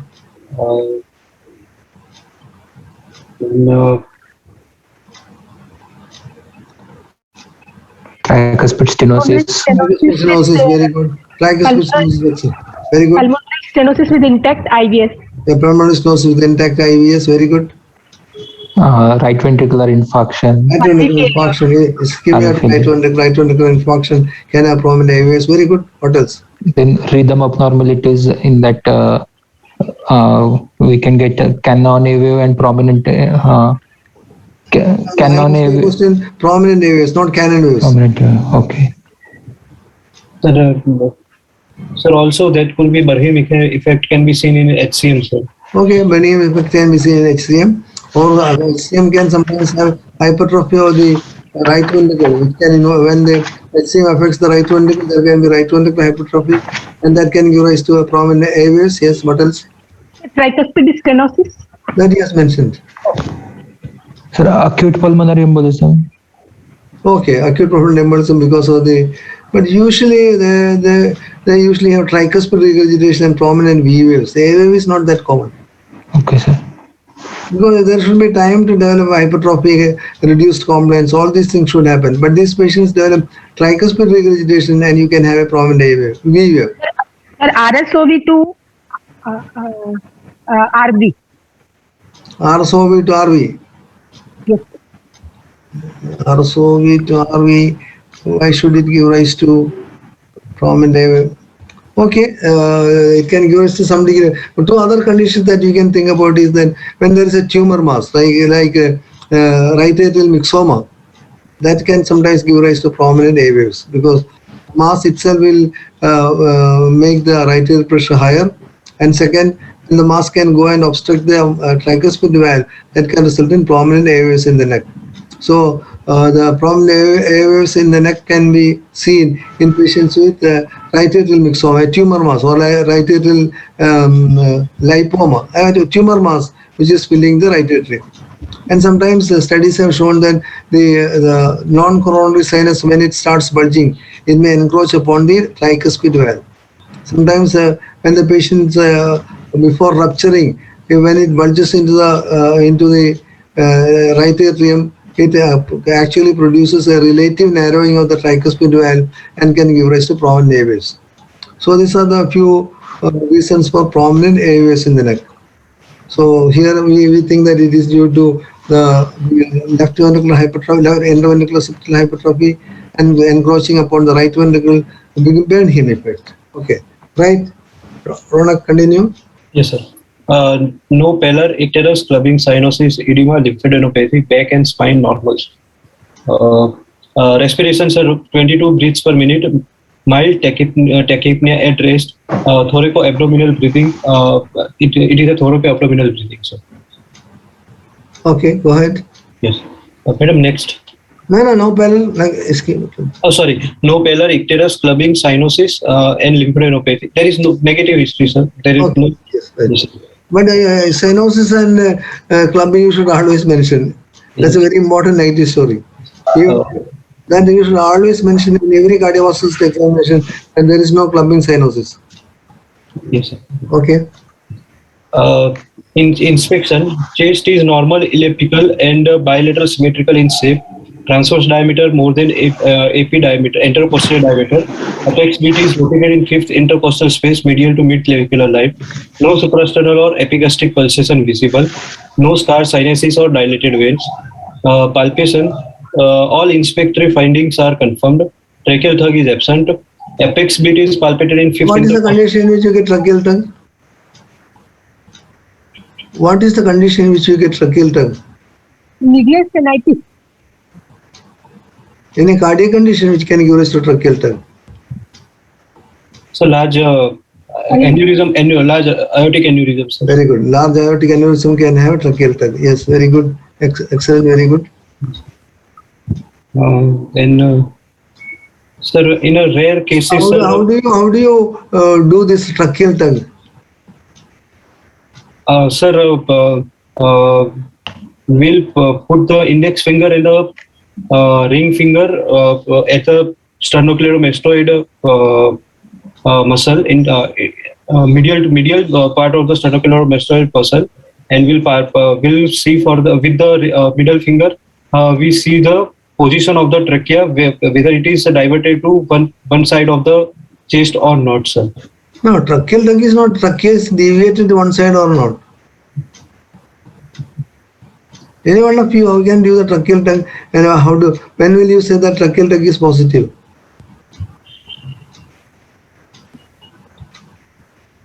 Any one of you? That is an MBBS question. I think it is in COPD patients they have defined. No. Tracheal tug is in aortic. That is right. Ronak has rightly said that is an aortic aneurysm. That is right. But I want to know how do you elicit it and how will you feel it?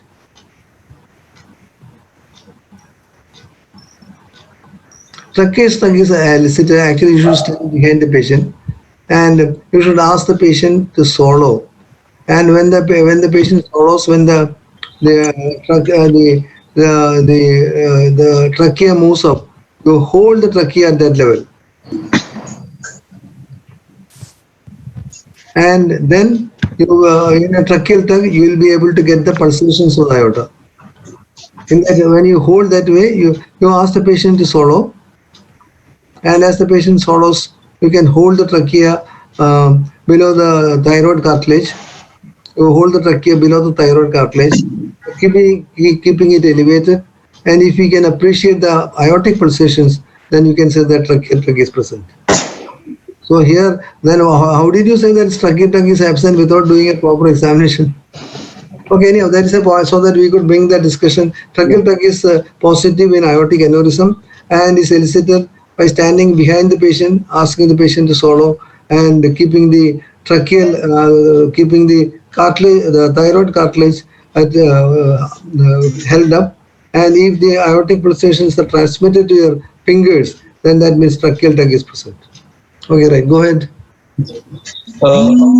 Apex beat is palpable in space medial to mid-clavicular line, localized, sustained retraction, LV type.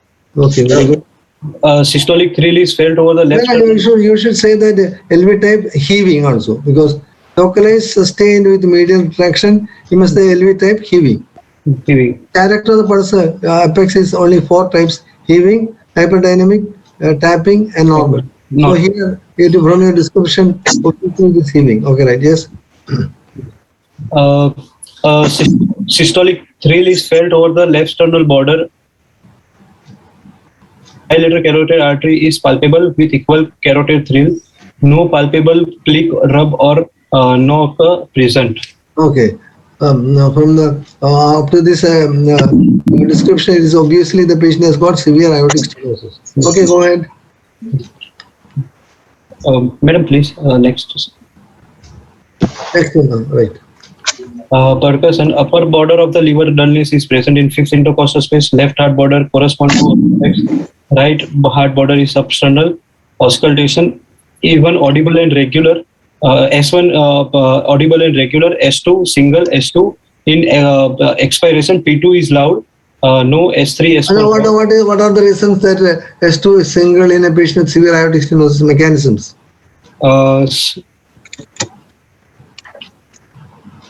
Yes, sir. Usually the mechanism is A2 hangout interval is delayed. Another one is No. What is to hangout interval is delayed? What is the mechanism? In aortic stenosis, how can the hangout interval can get delayed?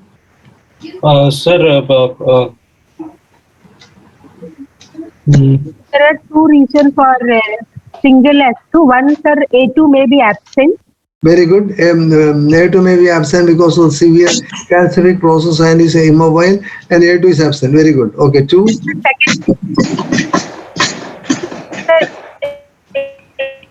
ejection time of the left side closer. Sir, normally A2 comes early and P2 later. Sir, here ejection time of the aortic valve is more. As a result, the A2 and P2 may come together. Very good. A paradox splitting time. The A2 is delayed and A2 and P2 occurring together, resulting in single third sound. Third mechanism.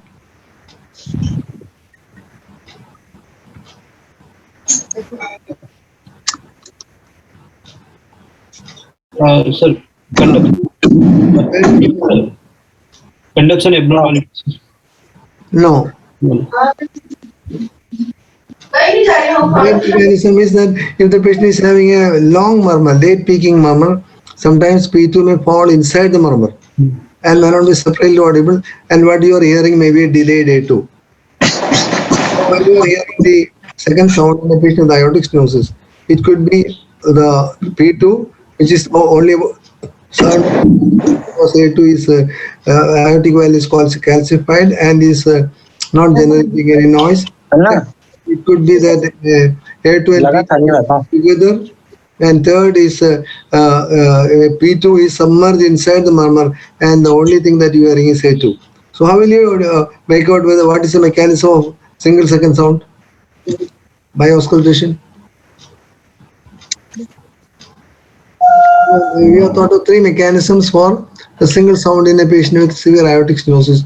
By auscultation, how will you make out what is the reason for a single second heart sound?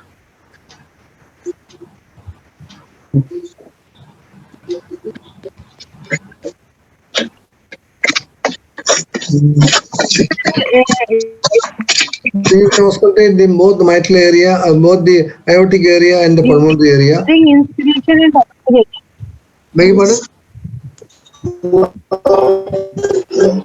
What is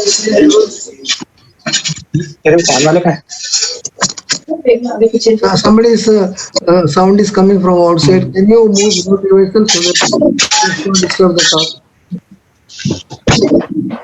Please mute yourself. Okay, Ronak, how will you differentiate the second heart sound, the mechanism? Single A2, single P2, or both occurring together? Sir, when auscultated, By auscultating the aortic area and the pulmonary area. If yes, sir. Yes. While simultaneously auscultation of aortic area and the pulmonary area, when pulmonary area is loud, then the aortic area, then it could be said to be P2 is loud, and another one is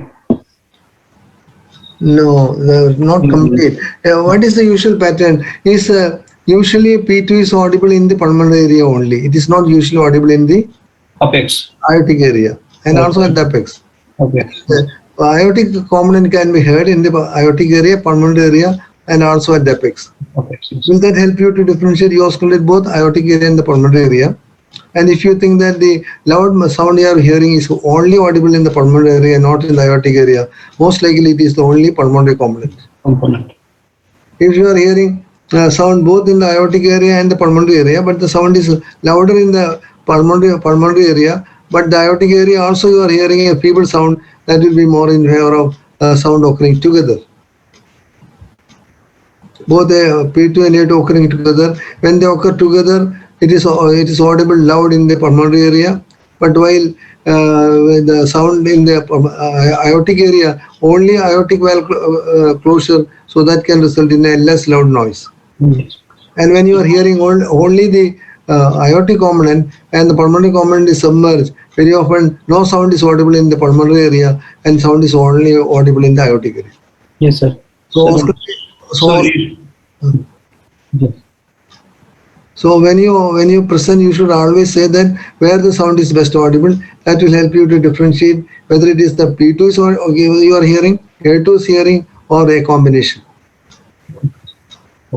Then only it becomes complete. So by auscultating in the pulmonary area, I will repeat, when the sound is well audible in the pulmonary area and not audible in the aortic area, it is P2 only. 2. if the sound is audible in both the areas, but pulmonary area sound is louder than aortic area sound, it means that both the sounds are occurring together. Third point, if the sound is only audible in the pulmonary area and not audible in the, sound is only audible in the aortic area and not audible in the pulmonary area, it's quite possible that the pulmonary component is being masked by the murmur, and what you are hearing is the aortic component. Yes. So by doing that, it is better to describe that also, because that will help you to impress the examiner that you have looked at every point. Yes, sir. Okay, Ronak, yes, go ahead. And sir, actually I forgot to mechanism actually, sir. So it could be mentioned it as a if we describe the point of S2, we can remember is like that wide split and fixed wide split, then reverse split and paradoxical split, sir. In which one? It's, just Description of the second sound.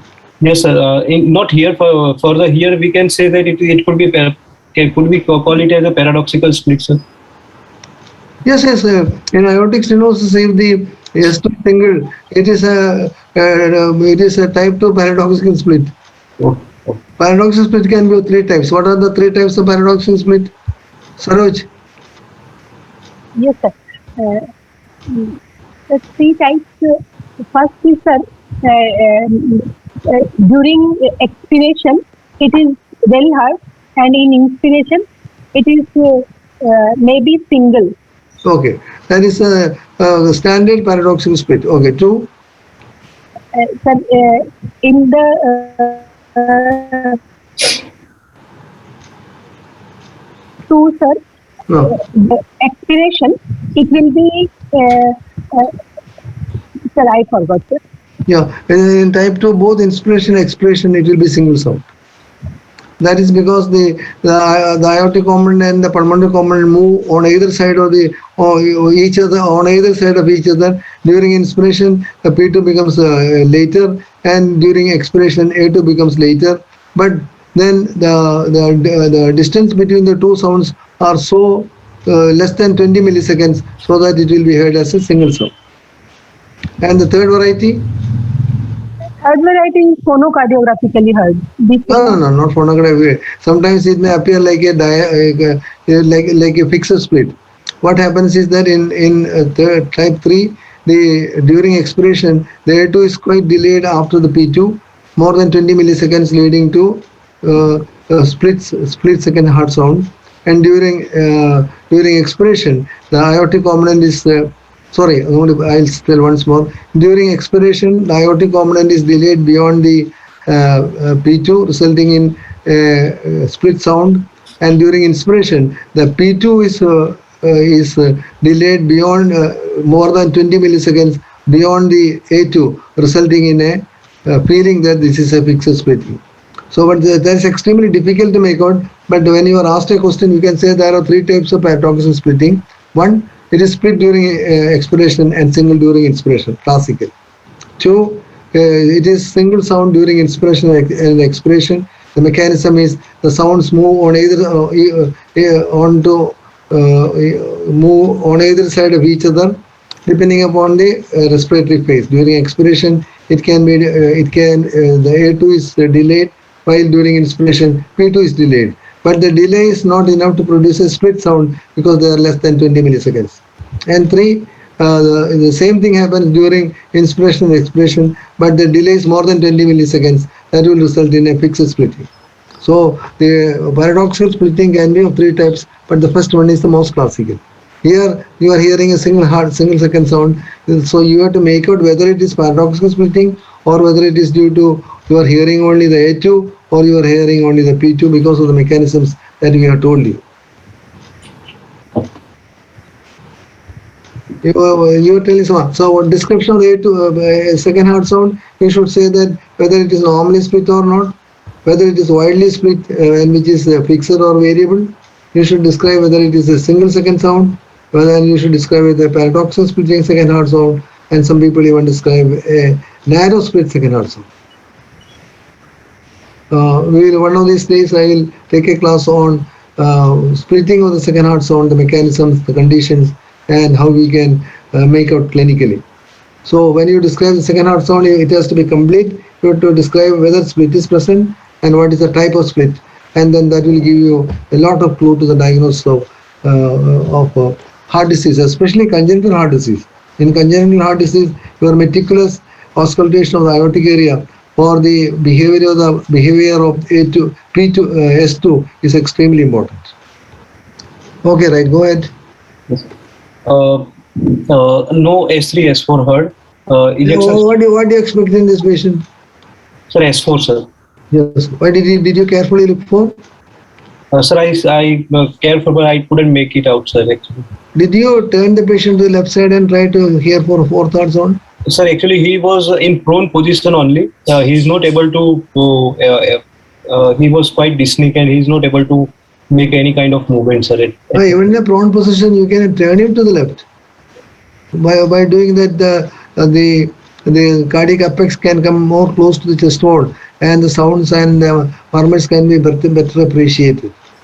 Okay. When you are suspecting a sound and if you are not hearing, you must carefully look for whether it is there or not. Another important thing that you should have looked for is that whether S4 is palpable or not. Yes, sir. So, two things you should always look for is whether there is a palpable S4 or whether there is an associated with audible S4. So palpable S4, sir. Is there one? Is there a palpable S4? No, sir. I couldn't make it out, sir. Okay, right. Yes, go ahead. Now I was telling that the patients with aortic stenosis can have an S4. So when you are expecting S4, if you are not hearing it, you should very carefully alter the position of the patient in order to make out the S4, because you should not miss it. So when you are not hearing the S4, when the patient is lying flat or propped up flat, you can be turned to the left side to look for a fourth heart sound. Suppose you want to bring up the fourth heart sound, what can you do? Sir, he has other reasons also for S4, sir. Beg your pardon? What did you Sir, say? he has other reasons for S4 also, sir. Yes, there are other reasons for S4. What are the other reasons? Sir, he has age is there and other he has CAD also, so also S4 and I was expecting this. That's every reason for him to have an S4. I want to ask another question to Ronak. If you are not getting S4, how can you bring out this S4? Sir, we have in lateral position, sir. The patient. No, that we have done. It is not still audible. So thereby putting the patient in lateral position, we are not bringing out S4, but we are making the heart closer to the chest wall so that we can hear the S4 more easily. But I am asking you a question: can you generate an S4? So usually it is normal after 40 years, sir. So you can. No. Question is not that. You are not able to hear an S4 here. Can you do some maneuvers to bring out S4? Increase in preload, sir. Yeah? Increasing preload, sir. Means. Increasing preload will not. By increasing the preload, what sound will become more prominent? S3. Hand grip exercise, sir, to increase afterload. Yes. Hand grip exercise to increase afterload. Don't use the word hand grip exercise. Hand grip. Hand grip. And hand grip can bring out S4. What is the mechanism? It will increase the afterload, sir. Yes, it will increase the afterload. And when there is an acute increase in the afterload, then the patient, the ventricle will contract with power. When the ventricle will become less compliant, and right atrium and left atrium will contract with power to fill the left ventricle, resulting in a loud S4. So if you are not hearing an S4, where you are expecting an S4, try to do a hand grip and see whether the S4 is audible or not. So in the examination, you should say that S4 is not audible, and I try to do the hand grip, still S4 is not audible. That will immediately give a credit for your clinical examination. So S4 should be carefully looked for. If not audible, try to do a hand grip. Could you understand, Ronak? Yes, sir. Yes, sir. Yes. Sir, ejections, systolic murmur of grade 4 by 6 heard in right second intercostal space with a direction toward the carotid. Crescendo No, we look for a grade 5, grade 4, sir. I could understand. I'm asking you, did you test out whether it is grade 5 or grade 6? In your auscultation, did you look for whether it is grade 5 or grade 6? No, sir. You should look for it. When you are grading grade 4 by 6, you should look for whether it is grade 5 or grade 6. Because examiner may go and auscultate and find out it is grade 5. And when you say it's grade 4, he will point out that you have missed it. Okay. So always make it a habit that any grade 4 murmur, you should look for grade 5 and grade 6. Okay. Okay, yes, okay. Yes. In right second intercostal space with direction toward the carotid, crescendo decrescendo type of murmur, long delayed peaking.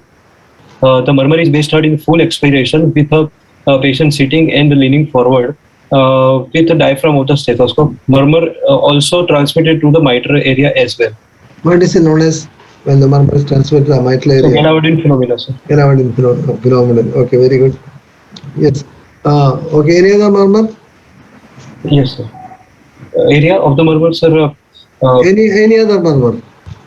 Any other? No, sir. I could not make it out. Did you carefully look for ejection click? Did you carefully look for ejection click? Are you expecting an ejection click in this patient? Yes, sir. Why are you expecting it? No, sir. No, you have to fix up your mind. Calcific fall we are suspecting, sir. Patients can have an ejection click. No, sir. No, sir. Valve is densely calcified and it is very unlikely. Ejection is most frequently audible in a congenital aortic stenosis with bicuspid aortic valve. Adult pattern of aortic stenosis with severe calcific aortic stenosis, you don't expect a ejection click. But you can mention that you could have in the description, you could have mentioned that there is no ejection click. No ejection. The description of negative points are also because that will give an additional credit to you because the examiner knows that you have looked for it. Okay. Right, yes. Did you look for any other murmur? What murmur will you look for carefully? Aortic regurgitation murmur. Aortic regurgitation. Almost 90% of patients with calcific aortic stenosis can have some degree of aortic regurgitation. So you should always carefully look for aortic stenosis, aortic regurgitation. And if you pick up aortic regurgitation, that will be an additional credit to you when you are discussing the case with the examiner. And sir, we can look for the vascular aortic click. Yes, but usually vascular aortic click and all is more frequent in a bicuspid aortic valve where the aorta is large, dilated and all. But here he has got another reason to develop a click because he has got systemic hypertension. So his the aorta may be dilated and so he can have a click, vascular click. So you should have carefully looked for it. Okay, Ronak, continue. Next page. Are you understanding what are your fallacies and what are the additions that you are put for? Yes. Yes. What is next slide?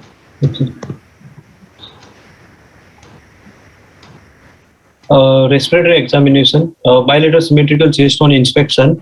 On auscultation, bilateral basal fine crepitation present with reduced airway. Normal gastrointestinal and CNS examination. Okay. So what is your diagnosis? Sir, the diagnosis. What are the points that you will include in the diagnosis? Sir, anatomic location, pathology. First we start with etiology. Etiology. Then morbid anatomy. Anatomy.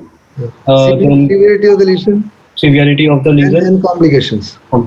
So these 4 points should be there in your final cardiovascular diagnosis. Etiology, morbid anatomy, severity, and complications. In a patient with shunt lesion, you should also include altered physiology, where there is left to right and right to left shift. Okay, so tell me the diagnosis. Sir, a patient with a degenerative valvular heart disease Very good. in the form of severe aortic stenosis Very good. with mild to moderate LV systolic dysfunction with No. Why did you say that? What is the basis of that statement? sorry, sir, not dysfunction, sir, heart with symptoms of heart failure. Okay, heart failure. Okay, you can put as heart failure. From your clinical examination, it seems that more likely to be a heart failure with preserved ejection fraction. Yes, sir. And then with NYHA class 4 with mild to moderate pulmonary arterial hypertension. Why did you say that? Sir, prominent A wave is present. Okay. Raised A wave. Common wave in this patient can be due to a Bernheim effect also. Okay, sir. So that you cannot. But you said P2 is loud. P2 Sorry, P2 is loud is a point for you to think that the patient may be having some degree of pulmonary hypertension. You may not be able to grade the pulmonary arterial hypertension, but it can give you a clue that patient may be having some degree of pulmonary arterial hypertension. You are not had a tricuspid regurgitation also. Okay, right? Yes. Then patient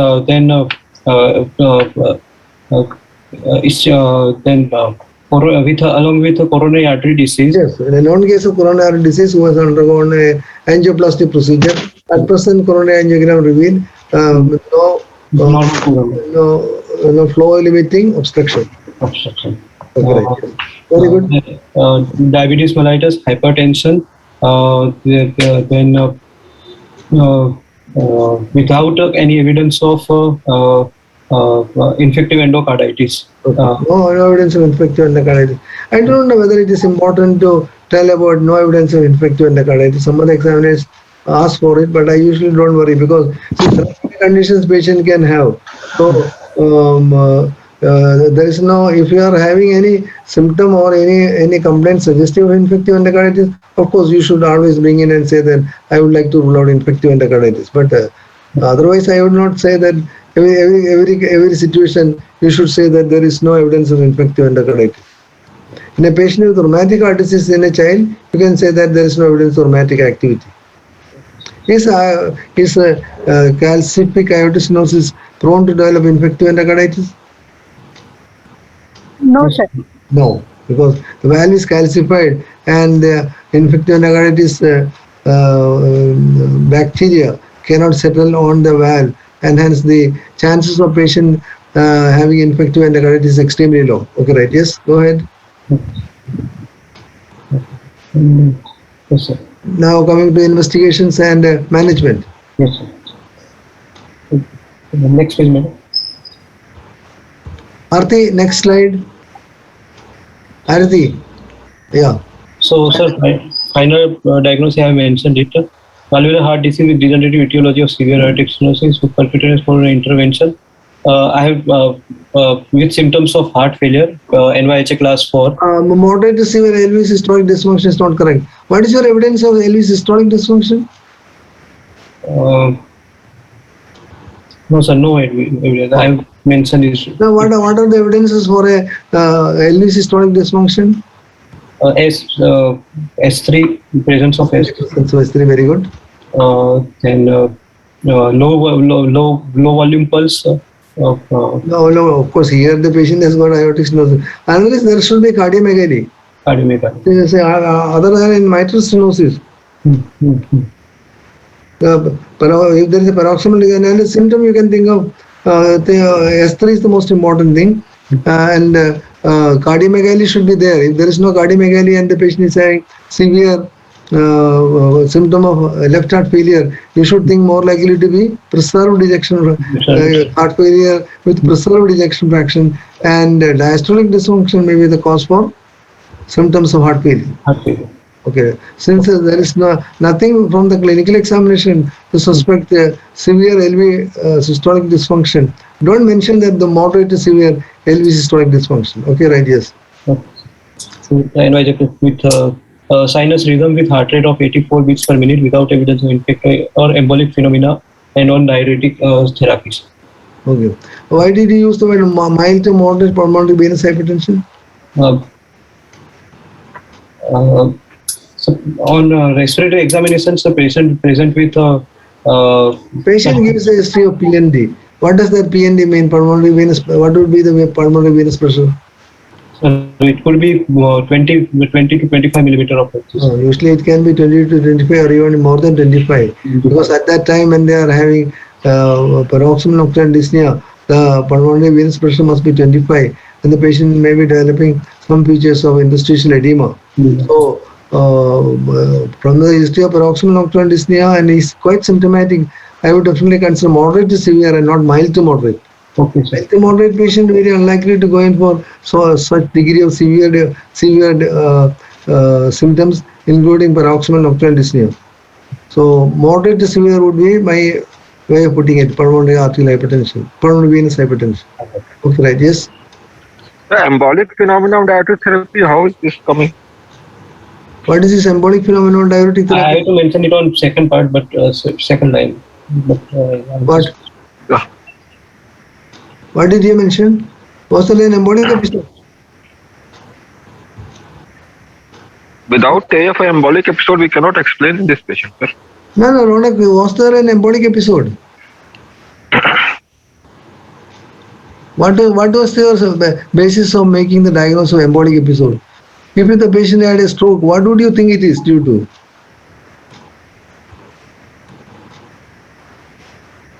It should be a thrombotic stroke, not embolic stroke. From the examination and from the story, 81-year-old man develops a stroke-like symptom. I would definitely go in for thrombotic But stroke. there was no history of limb weakness, sir. The history, There's no history. There's no history. It's a negative phenomenon without any evidence of infected endocarditis, and it is a continuous light, but I mistakenly put it down, sir. Oh. Without evidence of infective endocarditis, embolic phenomena, and on diuretic therapy. Like. Okay. Right. It should have been without evidence of infective endocarditis and embolic phenomenon should have come together. Okay. In the same. Actually, according to me, all these negative points need not be told at all.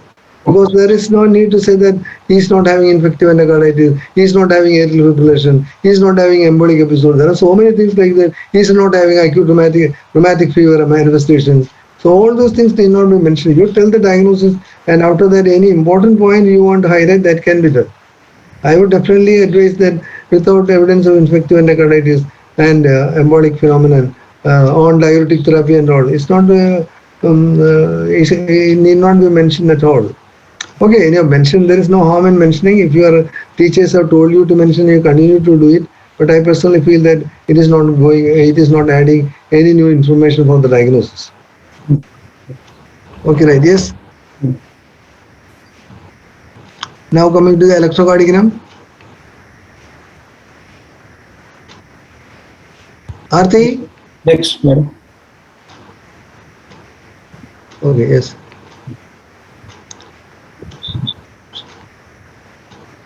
Nikhil, what do you expect in the electrocardiogram? Can you interpret the electrocardiogram?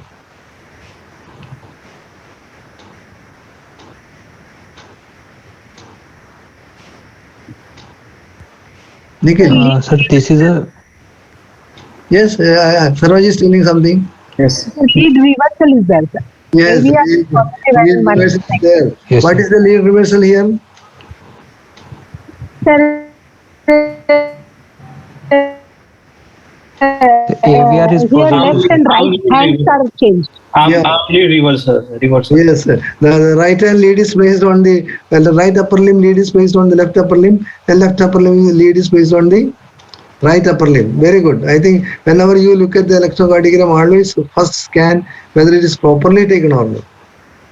Ronak, did you not see this? Yes, sir.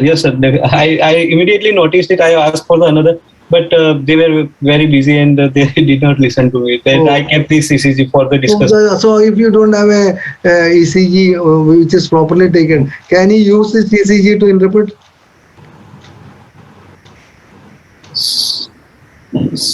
No, sir. Nikhil, can you interpret? Yes, sir. Yeah, how? Precordial lead we can see, sir. There is evidence of left ventricular hypertrophy. Eh? No. I am asking this is about the leads are reversed. So there is no time to get another ECG done. How can you interpret the electrocardiogram? So then lead 1 will be taken as AVR, Which one? and whereas the lead Which one? 1 will be taken as lead 1. Sir, lead 1 will be taken as AVR, sir. No, wrong. No, No. no, sir. 1, 2. Anybody, can you interpret this electrocardiogram? Sir, usually we can't make it out from this electrocardiogram. We can make it out from rate, rhythm, rate and rhythm. We can only make it out like. No. You should lead one will be you should Will be taken as 1. The 2 will be taken as 1. AVL will be taken as AVR. wrong. Lead one will be reversed. You should put the upside down. So because lead one is reversed, so just opposite of the tracing. So here you are seeing the Q waves or the S waves. Instead it will be R wave. So you just put upside. Lead 2 will be lead 3 and lead 3 will be lead 2. Okay. AVR will be AVL and AVL will be AVR. And AVF will be the same. So you have to interchange two leads. Lead 2 becomes lead 3, lead 3 becomes lead 2. AVR becomes AVL and AVL becomes AVR. And one lead has to be reversed, that is lead 1. And AVF remains the same. So if you are smart enough, still you can interpret. So if I can say that AVR is positive, lead 2 is lead 3, so there is a small Q there. Lead 3 is lead 2, there is a small R wave. It's got a low voltage complex. Where is his standardization? Voltages are very low. It is on the left side of the right side of the ECG, sir, standardization. Oh, yes. The standardization is normal. I'm really surprised. He has got his voltages are very low with the heaving apex beat and all. And then lead 1, V1, V2, V3, V4, V5, V6. There are some STT changes, I agree with you, but that I would have expected. In hypertrophy pattern, what will be the electrocardiogram changes? Is it the height of the QRS will be more or something else? Sir, ischemic presence of ischemic ST depression along with Yeah, there can be ischemic ST depression, STT changes. What will happen to the QRS morphology? Intrinsic deflection, the time will be more, sir. Yeah, time will be more. The intrinsic deflection will be more, but the height may not be that significant. So they can have a broad QRS complex with STT changes. That is the classical pattern of pressure overload. Warning overload. Q wave presenting, sir. Q waves with upright T waves. Narrow Q waves, deep narrow Q waves with very tall R waves and upright prominent T waves. Okay, right, yes. So here, this electrocardiogram is not against the diagnosis of severe aortic stenosis. So it is not giving us any special clue to the diagnosis, but we can say that probably the electrocardiogram is not against the diagnosis of severe calcific aortic stenosis. Okay, right, yes. Sir, one thing, sir, can we say that it is a PR prolongation, sir? PR is prolonged. PR is not prolonged. Why did you say PR is prolonged? Only 4 small squares. Yeah, it's smaller at the most of 4.5, not 5. Okay. And also in 81-year-old man, usually there is a after the 75, for you to say PR prolongation, it should be more than 220 milliseconds. Okay. So we need actually 6 divisions before you say that there is PR prolongation. Here it is 4.5, so I will pass it up as normal. Yes. Okay. But I am really surprised that the voltages are significantly low. No. Especially in limb leads, it is really low. I would have expected much better voltages. Okay, extra chest. Some more for amyloidosis, sir. Amyloidosis, all the leads, even chest leads, it should be low voltage there. And also even PV can be low voltage in amyloidosis. Let me see. I agree with you that we can consider a possibility, but since the patient is having severe aortic stenosis, it can explain symptoms. I will not go for an additional diagnosis, but since the electrocardiogram is showing this abnormality, I would definitely discuss whether it could be amyloidosis. Ultimately, I will say that probably because of the aortic stenosis and other factors, because he's an obese person, because he is 168 and he's about 80 kilos, is it? 78. 78. So he's slightly on the heavier side. Whether that has partly contributed is low voltage complex, I was just trying to explain. With the voltage. The amyloidosis is highly underreported, sir. Certainly. Which one? Amyloidosis is highly underreported, sir. Yes, yes. Underreported. If he did not have other lesions to explain his present symptoms, then we could have definitely gone for that. But he has got lesions to explain his present symptoms. So, in order to diagnose amyloidosis based only on a suspicious low voltage complex, I think that will be too much. Sir, in precordial lead, so voltage is normal, sir. That can't explain. Means amyloidosis, there that should also be low voltage, no, sir. Yeah. In amyloidosis, there will be low voltage, including P wave. Everything will be low voltage. In amyloidosis, including P, everything will be low voltage. Even in amyloidosis, when patient is atrial fibrillation, the fibrillatory wave even may not be seen, sir. Yeah, it will be fine fibrillation. Yes. Because the P wave itself becomes even when they are in normal sinus rhythm itself, the P wave becomes almost flat in very small P waves. So whenever you find that P waves has become significantly small in amplitude, you can always think of the possibility of amyloidosis. I think P waves are slightly on the smaller side, lower side. So as Gaurav has rightly pointed out, I think we can think of an amyloidotic process also and put in the diagnosis that because of the electrocardiogram, I would like to rule out amyloidosis. So that will give you a clue, that can give you an opportunity to explain and discuss about amyloidosis also. Okay, right. Extra chest, is there an extra chest? Madam, next.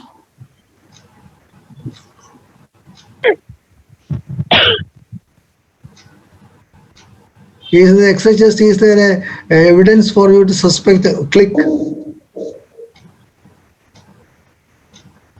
We have discussed about the click.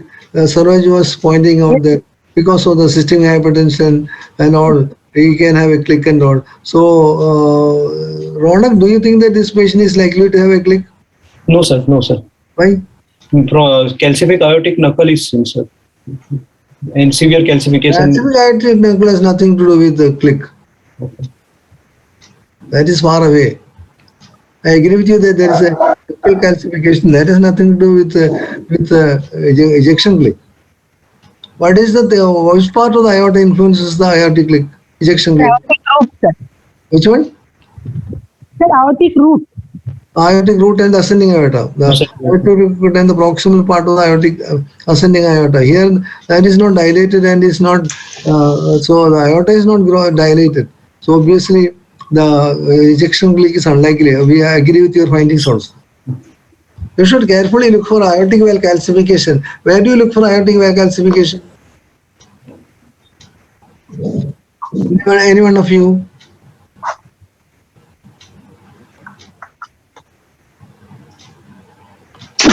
Any one of you?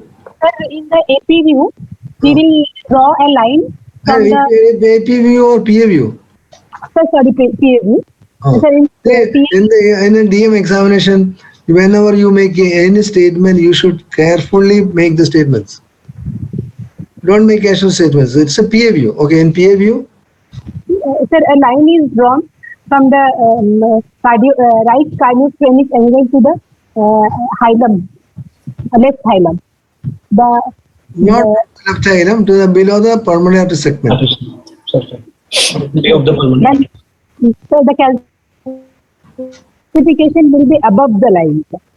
No. The line is from the the right cardiophrenic angle to the lower part of the pulmonary artery segment. So you have to specify it where you to look for. That is a line is very long. You cannot have an aortic valve everywhere. The center of the line. No, the center of the line. No, No, it's not center of the line. so left one third and right two thirds. So don't lose it. No, you can try. Don't give hope. You tell whatever you think is right. So left Where- one third and right two thirds. So above that line, sir. It is Left one above the line, but I want to know where it is. So you draw this line and find out where the line cuts the left lateral border of the sternum. And aortic valve is just above and medial to that point. And below and lateral is so mitral calcium. mitral valve. So you draw a line from the cardiophrenic angle, the right cardiophrenic angle, to the lower part of the pulmonary artery segment. And look for the point where this line cuts the left lateral border of the sternum. And just above and medial to that point is the aortic valve, and below and lateral to that point is the mitral valve.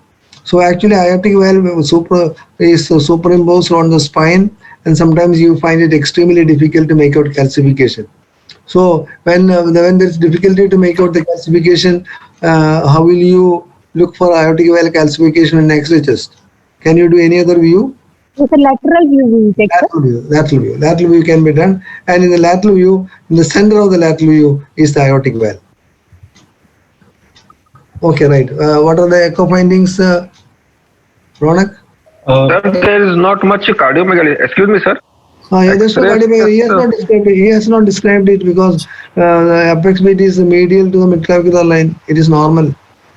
So obviously means his heart is not enlarged, and it's only a hypertrophy and a severe aortic stenosis which has created the problem. The patients And sir, yes, left effusion is also there. So left effusion is there. maybe minor. There's some haziness there. Yes, I agree with you. Okay, so any echo interpretation? I will just attach the report, sir. Printed report, sir. What is the report? Madam, next please.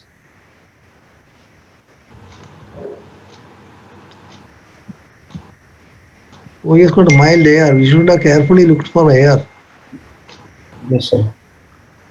and some degree of mild MR also. Oh, he has got moderate LV systolic dysfunction. So clinically there was no evidence. Sir, hello, sir. Yes. Sir, actually, this report was taken at a normal center, sir. The echo was not done by cardiologist, and patient. Now, can I tell the backstory, sir? Actually, Okay. Yes, please. yes. Sir, basically, patient had uneasiness 5 years ago, as I said. The relative told us that they have thoroughly examined the patient. For that, they have went to the cardiologist as per the physician advice. And he was told that he had not minor, but he has some arterial stenosis. Because of that, he is feeling some uneasiness and all this. But they have not checked for the valvular lesion. And then they did angioplasty and all these things. And now so relative was aware that, and again patient presented with the same complaint, and they were aware that they have, as per the data, they have told that they have done some echocardiography outside the other station, because patient was symptomatic in the form of chest pain and dyspnea. So they have evaluated other center, and meanwhile he was told that he had some aortic valve disease.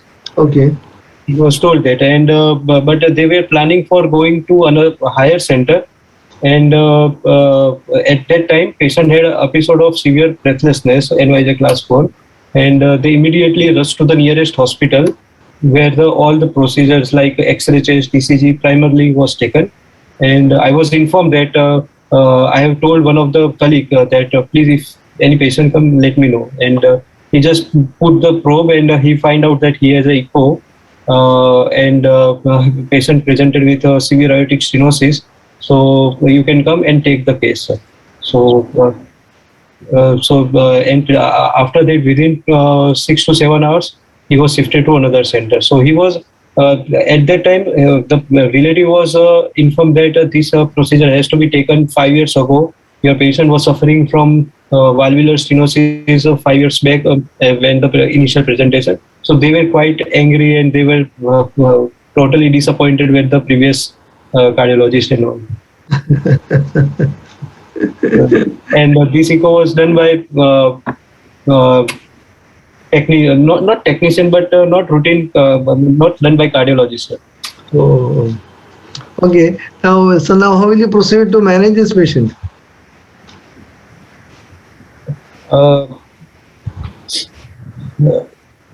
Sir, as we have evaluated, that patient is presenting with severe degenerative valvular stenosis with preserved ejection fraction, but patient is symptomatic, so it's a class 1 indication for aortic valve replacement, sir.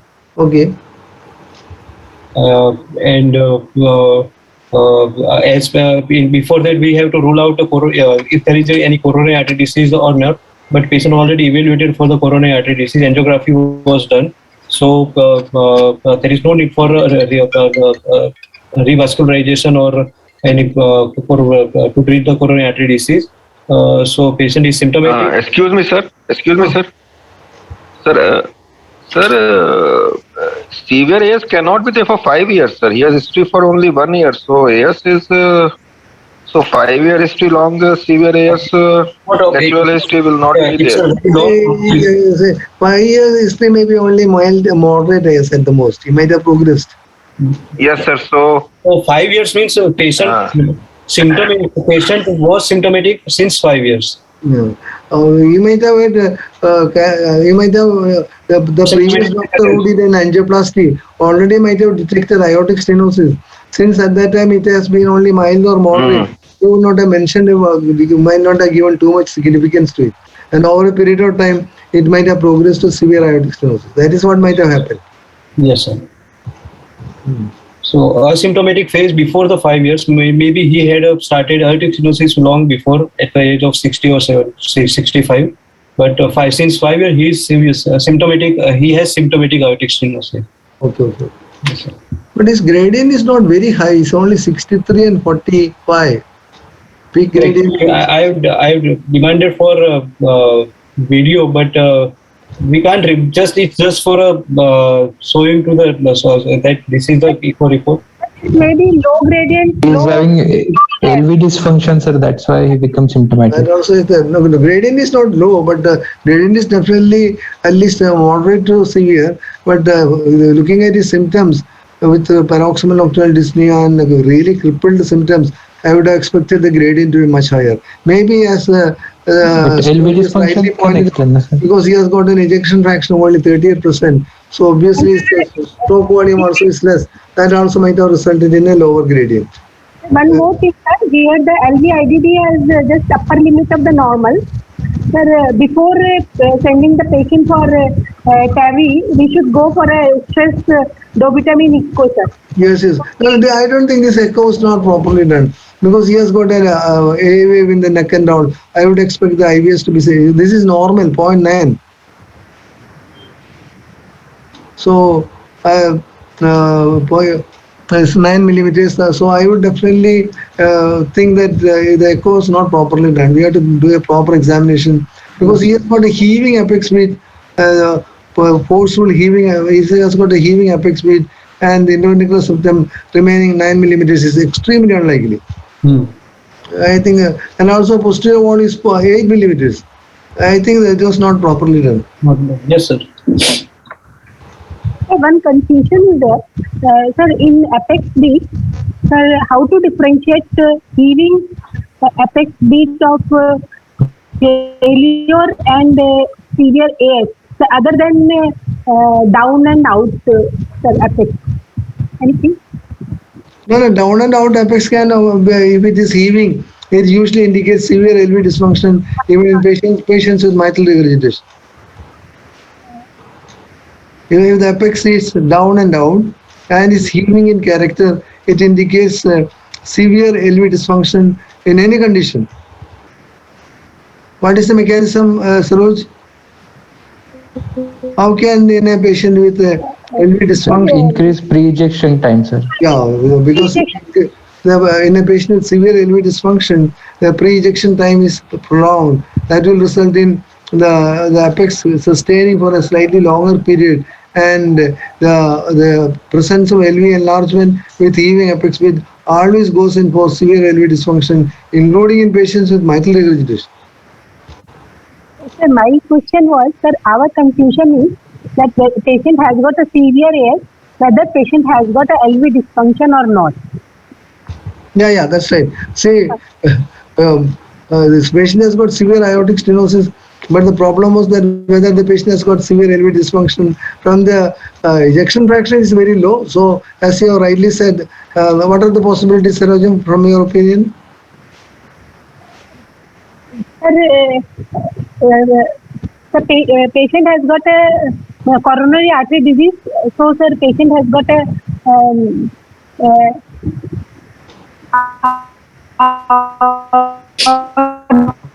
stenosis together with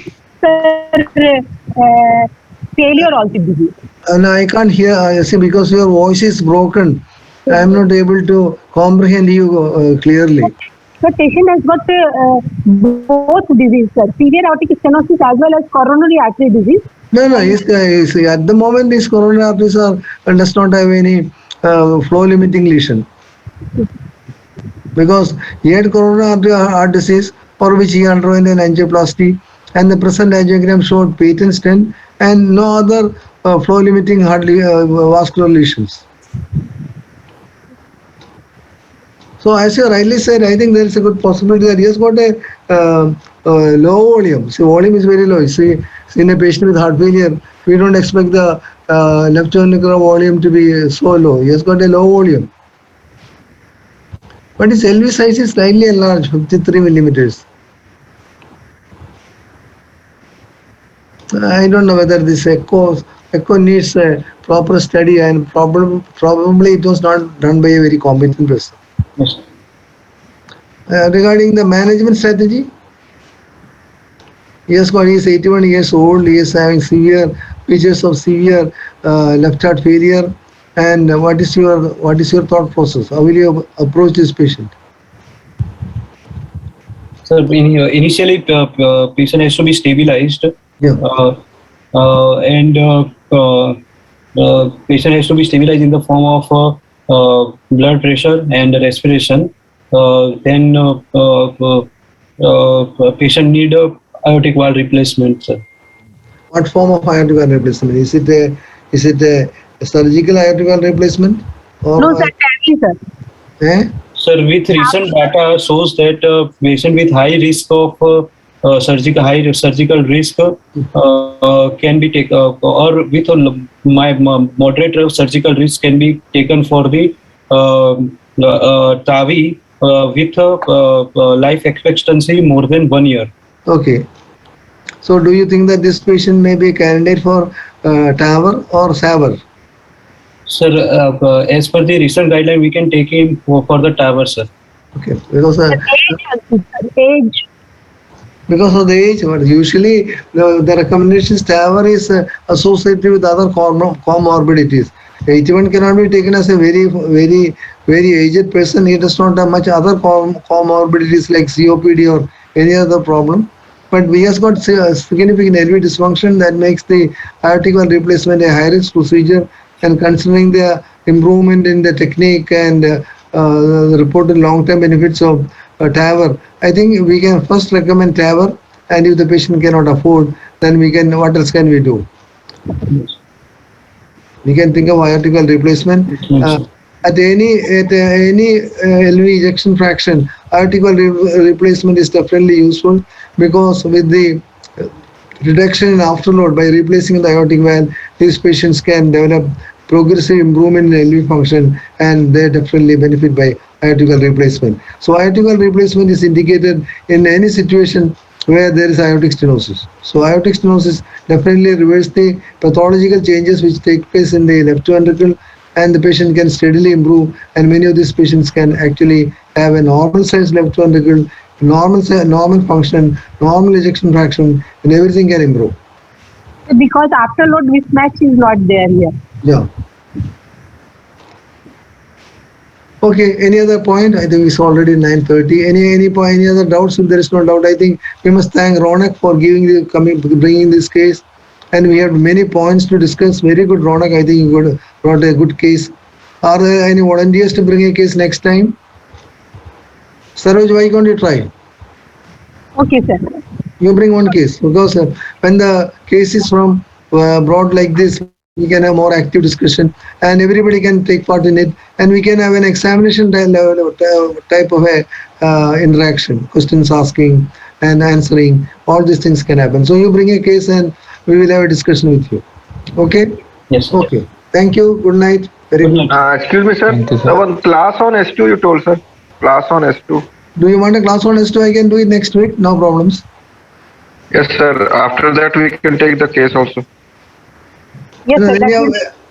We have asked Saroj to bring a case. If she has got a case, I think we will have the case discussion. And then if there is time, I can, there won't be any time. We need 2 hours for a case discussion.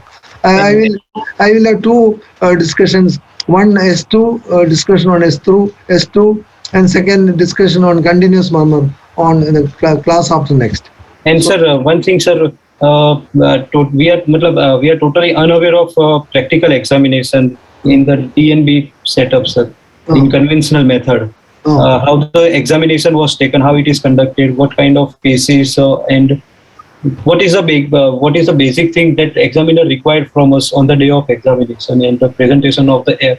So DNP examination, depending upon the examiner, there can be slight variations. Yes, sir. And anyhow, we will discuss those points also. What is the usual pattern of DNP examination and how we can overcome the difficulties. We will do that.